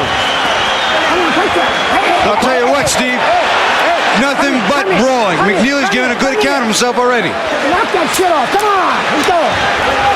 Mills Lane said stop that nonsense because they were starting to butt heads. Oh. Tyson with a left hook, a right uppercut. Down goes McNeely again. McNeely's hurt this time, Steve. He's very hurt. He can barely stand up. This fight has got about 30 seconds left. They want Tyson to go to the neutral corner. What's going on? The round's still going on. Correct. That was not correct. That was not correct. He quit. That's it. He quit. McNeely has quit. He didn't quit. His corner threw in the towel. He didn't quit at all. McNeely didn't quit at all. His corner didn't quit at all. He fought his heart out. Evil Knievel jumping over the counter in a rocket. He didn't even get started. That's a crime for McNeely. This kid was fighting his heart out. That is wrong. It's too bad, yes. At first it appeared as if McNeely had quit, but no, it was the corner. McNeely wanted to continue. Everything happened so fast it was tough to determine, but it was McNeely's corner who stopped the fight. And that is it. Just like that, it's over. Well, that was that fear on their part that he would get hurt, but he wasn't in bad shape. He got up, he was going to get hammered, but they were fighting, and the kid had a lot of heart. McNeely had heart. McNeely did something no one's ever done. It's attack Mike Tyson. He pushed him back into the corner and tried to leave him there. Now, obviously, Mike Tyson is a talent that this guy isn't. Well, but you're right, it was the corner. It was unfair to the boy. Listen to this crowd, and they agree. They wanted this fight to continue, and look at McNeely's reaction. He's upset. Well, McNeely has every right to really scream and holler at his cornerman for coming in there. Then he should not have done that. That's just not appropriate action. It's really unfortunate that it had to end this way. I mean, because you've learned nothing. You've learned nothing. I'll tell you what, I didn't think it went in quite that way. McNeely made an excellent account of himself, used his football style, bulled him back into the corner, got some shots in. Let's take a look at the first knockdown, which wasn't a really big thing, but he'd gotten a couple of really hard shots that shook him. So as we go to the replay, if it starts, you'll see Tyson land. Look at that hammering shot right there. And then the way he's punching, that right hand right there got him. And so he gets off balance, he goes down. He doesn't go down with a big lot of hurt. You see him get up, and this kid's got so much nervous energy. Let's look at the second. Bob. Now, the second knockdown, he's hurt more on the inside, but this is still a replay of the first knockdown. Mike comes across, just a nice short, crisp, turned over the right hand. Kind of stunned McNeely. Semi-flash knockdown, not real hurt. Gets up, kind of clowning around. Second knockdown, though, he was much more hurt. All right, let's take a look at Super Slow-Mo, because that was a nice little right hand, but it didn't land with a huge amount of crunching force. Let's look at it. Keep your eyes on the right hand of Mike Tyson. Now he's in a perfect position to come back. Whack! And you see he's turning his head as he got hit. But it was enough to stun him, and he kind of tripped over Mike's feet as well. So it wasn't a big deal. He got up and he ran around. Make no mistake about it. He was on his way to getting knocked out. Mike Tyson is departing. He's leaving the ring. He's going down the steps and heading back to the dressing room. Barely broke a sweat. It's officially called a winner by disqualification. 1:29 of round one. You see your glove. Okay, I gave both fighters their instruction in the dressing room. I'm cautioning you again. Obey my commands at all times. Anything below these belts, I will warn you twice. The third time, I'll take a point away. I'm still looking to kill his face. Obey my command. Shake hands. Good luck. A very loose-looking Bruce Seldon, a very serious-looking Mike Tyson. Seldon, the anonymous champion, almost being overlooked in the excitement of the possibility of Tyson versus Holyfield soon. But he says that anonymous thing will change tonight. And here he is, the walking powerhouse, Mike Tyson, who says his objective simply is to throw punches at all times. Richard Steele set to bring them together. Here we go, round one, scheduled for 12. And Tyson comes right into Bruce Seldon. Bruce has used that jab, but already got hit with a hook. He's got to step to it once in a while. A left hook by Mike Tyson already got to Bruce Seldon. Every once in a while, you got to step into the eye of the storm to get to Mike Tyson. Okay? Bruce Seldon cannot think backwards, jab backwards, or punch going backwards, because it's not going to be effective enough to keep Mike off. And Mike Tyson eats up fighters that go fighting backwards because he lunges forward, and that's where the power is from him. Tyson coming forward, swing and a miss with the right hook attempt. Now there's the left jab. Not much sweat from Mike Tyson. Has not worked up perspiration. Seldon flicking that trademark left jab. Again, Tyson boring in, and then Seldon decides to hold on. That looks familiar. So when Mike's down in a crouch, he's got to spring up.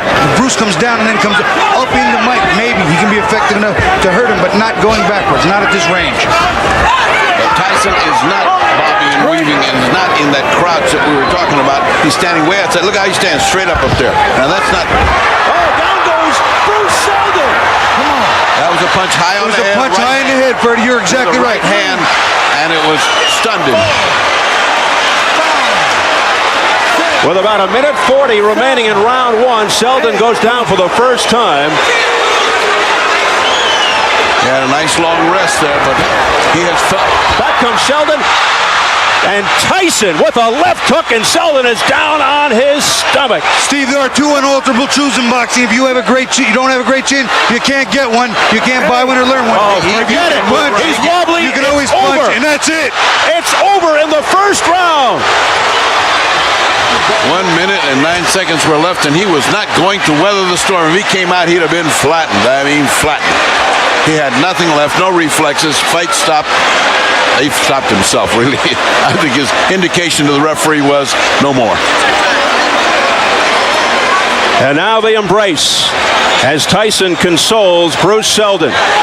The Sheldon's corner strategy was very defensive. They were yelling, tie him up, move away. We're going to take a look at the first knockdown. We're going to take a look at the first knockdown. Mike's coming in, and he throws a couple of shots, and they don't land really clean, but you're going to see one of them land on the top of his head, as we'll watch it here. Mike always has his hands high, springing, trying to come down under. He hits him on the top of the head. He hits him just on top of, and the softest part of your head is the very top of your head. Bobby, the crowd is reacting. It looked like at first that Steele was waving it off, and they didn't see a punch. He hits him, yeah, you know what? Yeah, but in the right, it looks like his head punch glanced off the top of his head. It looked like his elbow almost slammed into the head in the same place, but I think it was just the right hand. We'll look at it one more time. Watch the top of Bruce Sheldon's head. All right, now Mike's coming in. He senses the kill. There's the left hook. Bruce goes back to the ropes and down. The crowd is booing. I hear him in the background. I'll tell you why they're booing, Steve. They don't believe those were legitimate shots for heavyweight champions to be knocked out with, and I have to somewhat agree.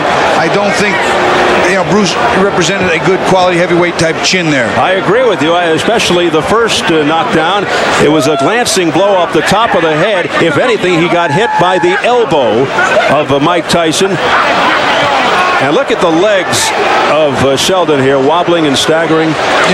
This is what we talked about. Rick Bowe said he wanted to offer Mike a challenge of beating his minute 40. Well, guess what? He did. Well, I think a lot of people, again, are going to feel a bit shortchanged here by what happened. Let's go to Jimmy Lennon for the official announcement. Jimmy Lennon, Jr. Ladies and gentlemen, we have the time of 1 minute 49 seconds of round number one. A referee in charge, Richard Steele, stops the contest. The winner by way of technical knockout is the WBC heavyweight champion and the new WBA heavyweight champion of the world, Iron Mike Tyson. I agree with the fans and their reaction. A very unpopular victory here from Mike Tyson. Of course, not Mike Tyson's fault. Bruce Sheldon going down in questionable fashion. Introducing to you first on my left, he is fighting out of the blue corner, wearing red trunks and joining us from Baton Rouge, Louisiana.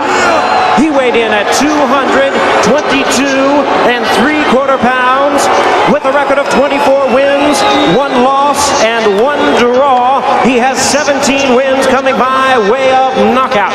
He is ranked number 7 in the world by the IBF, number 3 by the WBO. Tonight, he makes a charge toward a heavyweight world title challenge. Ladies and gentlemen, please welcome the Black Rhino, introducing Clifford Etienne.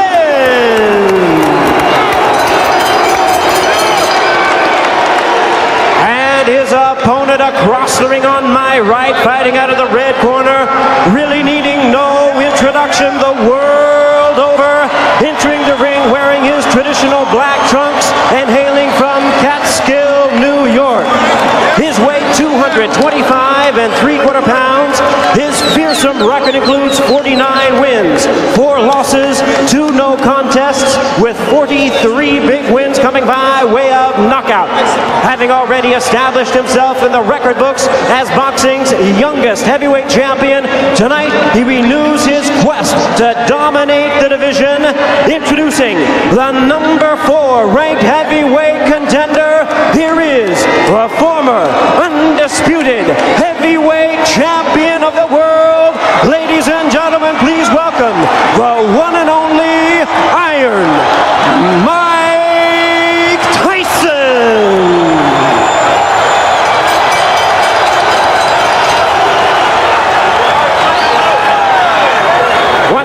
referee in charge, Bill Clancy, now to give instructions. 10 rounds of action scheduled. Cliff, right here. All right, gentlemen, bring it in here, Mike. All right, Mike and Cliff, we're scheduled for 10 rounds. I know we went through the instructions in the dressing room. You must obey my commands at all times. Give me a good, clean fight. Protect yourself. Mike, you're a little high right here. Freddie's a little high if it rides up, okay? We'll watch it. Cliff, you're okay. Give me a good, clean fight, gentlemen. Obey my commands. Any questions, Mike? Any questions, Cliff? Touch them up, gentlemen. God bless. Good luck. The big question with Etienne is his ability to take a punch, particularly to the head. Templiniers down 7 times against Fresno Kendo. 21 of Tyson's 43 knockouts in the first. Tyson, as you know, typically comes out very aggressively. He started fast, but then became docile against Lewis. Will he kill Etienne's momentum early and back him up? Which Tyson will show up tonight? Etienne down 10 times in 26 fights. Can the Black Rhino get Tyson's respect right away and set the tone? Tyson's going for everything right here. And now they both go into the ropes. Stay here, Mike. Stay here. Okay. Stay here. Keep it clean, Mike. Wildness here at the outset.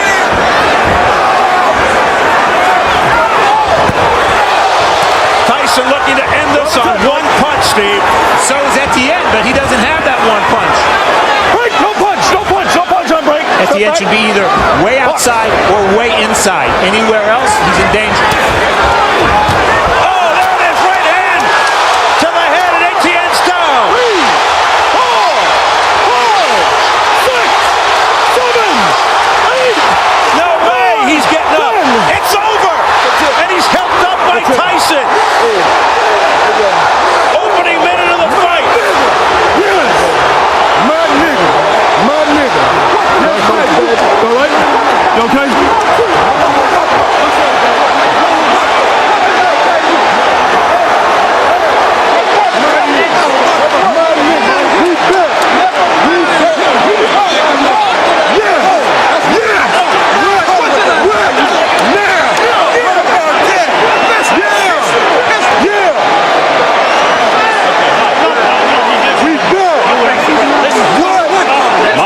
In dramatic, spectacular fashion, ends it quickly.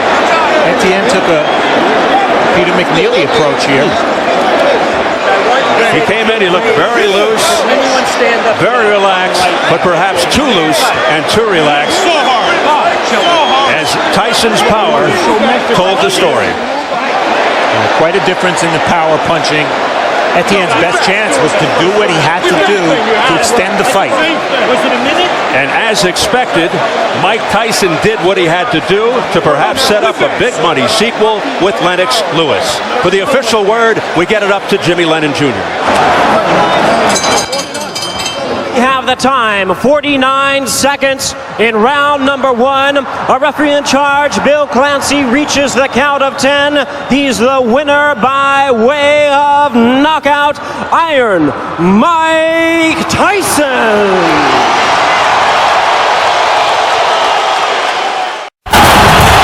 Here we are then inside a jam-packed MEN arena. People have come out in their thousands to see the latest installment in the Mike Tyson circus. Not many give Julius Francis a chance, and if you need the identification, he's the fella in the white trunks, Tyson of course in the black. And Francis will need to keep Tyson off him somehow. Quite how he proposes to do that, we'll have to wait and see. This is Tyson's 3rd fight back since that infamous night of the bite against Evander Holyfield, which saw him banned from the ring. And he's hoping somewhere down the line to secure another shot at his old world heavyweight title. Julius Francis and his team claim that they can really put on a good account of themselves tonight. Not too many people have agreed with that, or certainly in terms agreed with a Julius Francis victory. He's doing okay so far.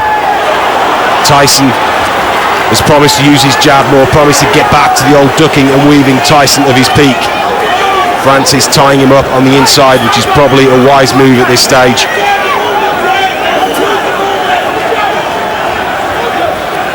In his last fight, Mike Tyson looked on the brink of victory until the bad side of his game reared its head again, and he tagged Orlin Norris after the bell. That was called a no contest.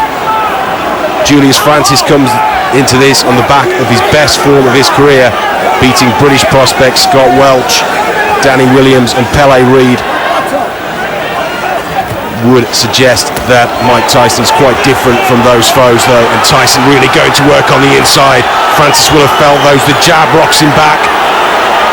Francis holds on again. The referee trying to pull them apart. Francis at the moment not wanting any of it. Tyson, that brooding self of his, he comes forward, swings a left hook, just misses, 2 digs to the body. Francis looks in trouble here. That was a lovely right uppercut. Francis goes down for the first time. And you suggest if he gets up, it won't be the last time he goes down. He'll do well to get out of this opening round.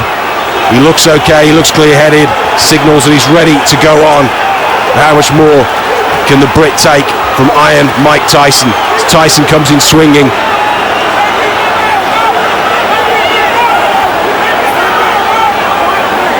Again, Francis, his only tactic at the moment has been to tie Mike Tyson up on the inside. He's going to be in danger of walking into another one of those uppercuts. Tyson rewards forward. Good shot to the body, tries the uppercut again. Francis, oh, and he's down right at the end of the first round. Will this carry on?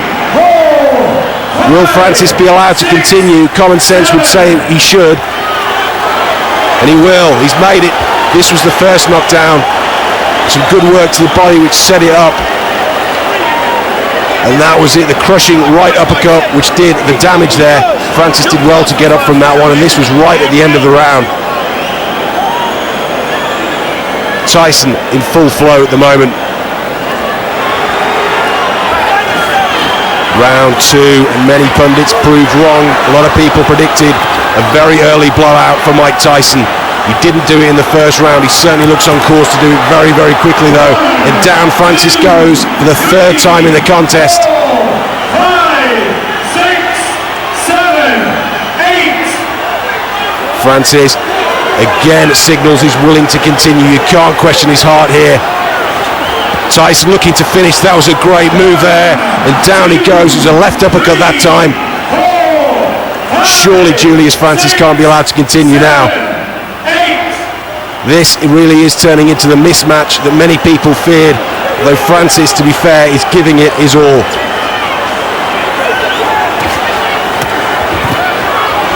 That's the 3rd time. For me, that's it. The referee agrees. Mike Tyson continues on his search to regain the World Heavyweight title. Ladies and gentlemen, we have the time, 1 minute 3 seconds in round number 2. Our referee in charge, Roy Francis, stops the contest. The winner by way of technical knockout in his European debut, the former undisputed heavyweight champion of the world, Mike Tyson.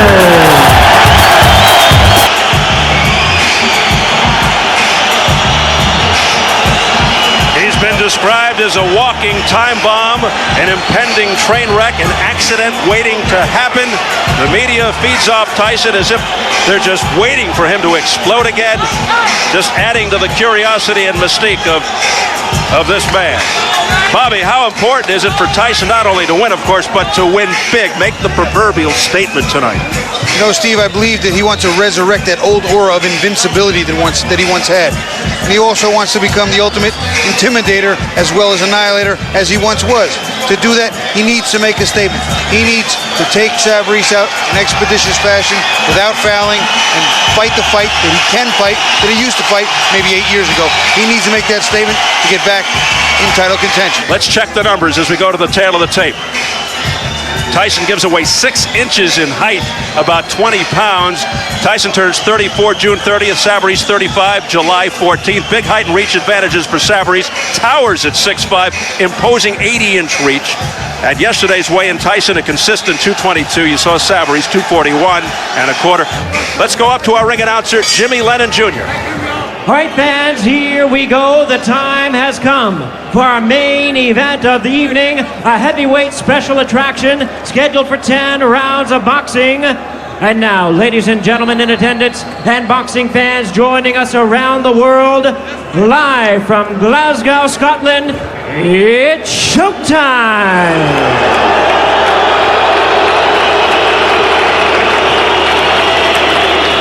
Introducing to you first, ladies and gentlemen, on my left, fighting out of the blue corner, wearing blue trunks and fighting out of and representing Houston, Texas in the United States.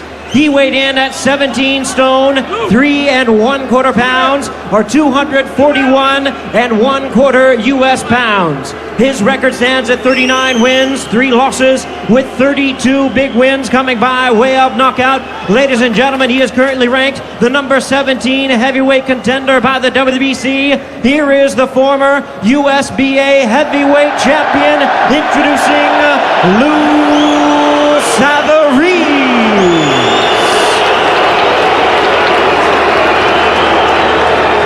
And his opponent, ladies and gentlemen, across the ring, really needing no introduction the world over. On my right, fighting out of the blue corner, entering the ring, wearing his traditional black trunks, fighting out of and representing Catskill, New York, in the United States. His weight, 15 stone, 12 pounds, 222 U.S. pounds. His record stands at 47 wins, 3 losses, 1 no contest, with 41 wins coming by way of knockout. Ladies and gentlemen, here is the youngest man ever to win the heavyweight title, currently ranked the WBO #1 contender, presenting the 2-time heavyweight champion of the world. Ladies and gentlemen, he's back. Introducing the one and only Iron Mike Tyson.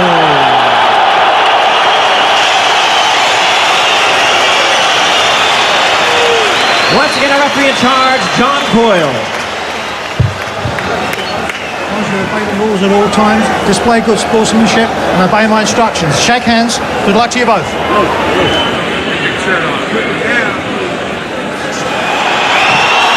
Both fighters trying to stay warm to the very last second. It's cold and damp. Temperature in the mid-40s right now. The rain has stopped. Lou Savarese limbering up. Remember, Francis started out fast, came out aggressively against Tyson. Perhaps he figured it was his only chance. We'll see how Savarese responds at the bell. You saw the familiar sight of Tyson pacing like a caged tiger earlier. The usual expression of all business. 20 of his 41 knockouts in the first round, and here we go. First minute will be very telling. Savarese has to get some respect because Mike's only got 1 speed. It's fast forward. Within seconds, down goes Savarese.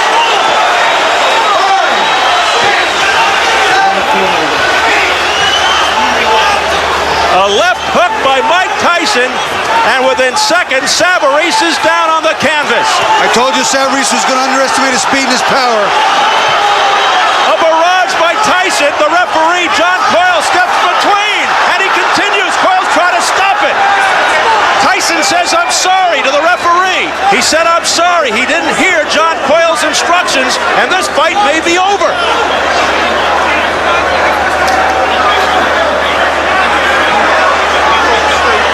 There's mass confusion here. Even Tyson doesn't know if it's been stopped. Has John Coyle stopped the fight or what? He's waving his hands as if to say the fight. Yes, it's over. It's over. He stopped it, Steve. You know what? He stopped it, but he didn't do it definitively when Lou was getting hit.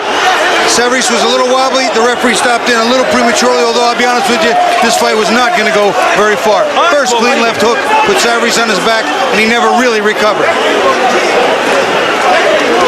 Incredible.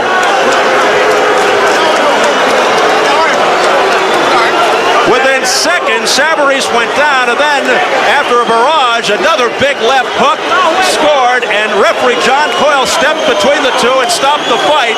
Tyson didn't hear the referee's instructions, continued to hit Savarese, and then after some indecision, Coyle finally said this one is officially in the books. Well, there's still a question, Stephen. I'll tell you what. If you ever look at that, go back and look at that again. Mike Tyson jumps right over the referee to hit Savarese. Even Mike knows that when the ref's standing there, you don't dive over him. He's separate. You take a step back and wait for him to tell you to continue. So he's just a little too anxious. I'm wondering if his mental state is still not completely stable. Well, if I'm not mistaken, this is the third fastest knockout in a non-title fight for Mike Tyson. His fastest was 30 seconds with Marvis Frazier in 86. His second against Robert Collet, 37 seconds in 85. And now this becomes 38 seconds of round one unofficially. I thought that they would underestimate his speed as well as his power and his strength, and I think clearly they did. That left hook came out of nowhere and caught Lou, and he was down, and he was really hurt. So it's the fastest knockout for Tyson, we're told, since Marvis Frazier. Mike Tyson humiliating Lou Savarese here in Glasgow, Scotland, as referee John Coyle, you just saw, stops the fight. 38 seconds after it started. Let's get the official announcement, we hope, from Jimmy Lennon Jr., our ring announcer. Ladies and gentlemen, we have the time of 38 seconds in round number one. Our referee in charge, John Coyle, stops the contest, and the winner, Iron Mike Tyson.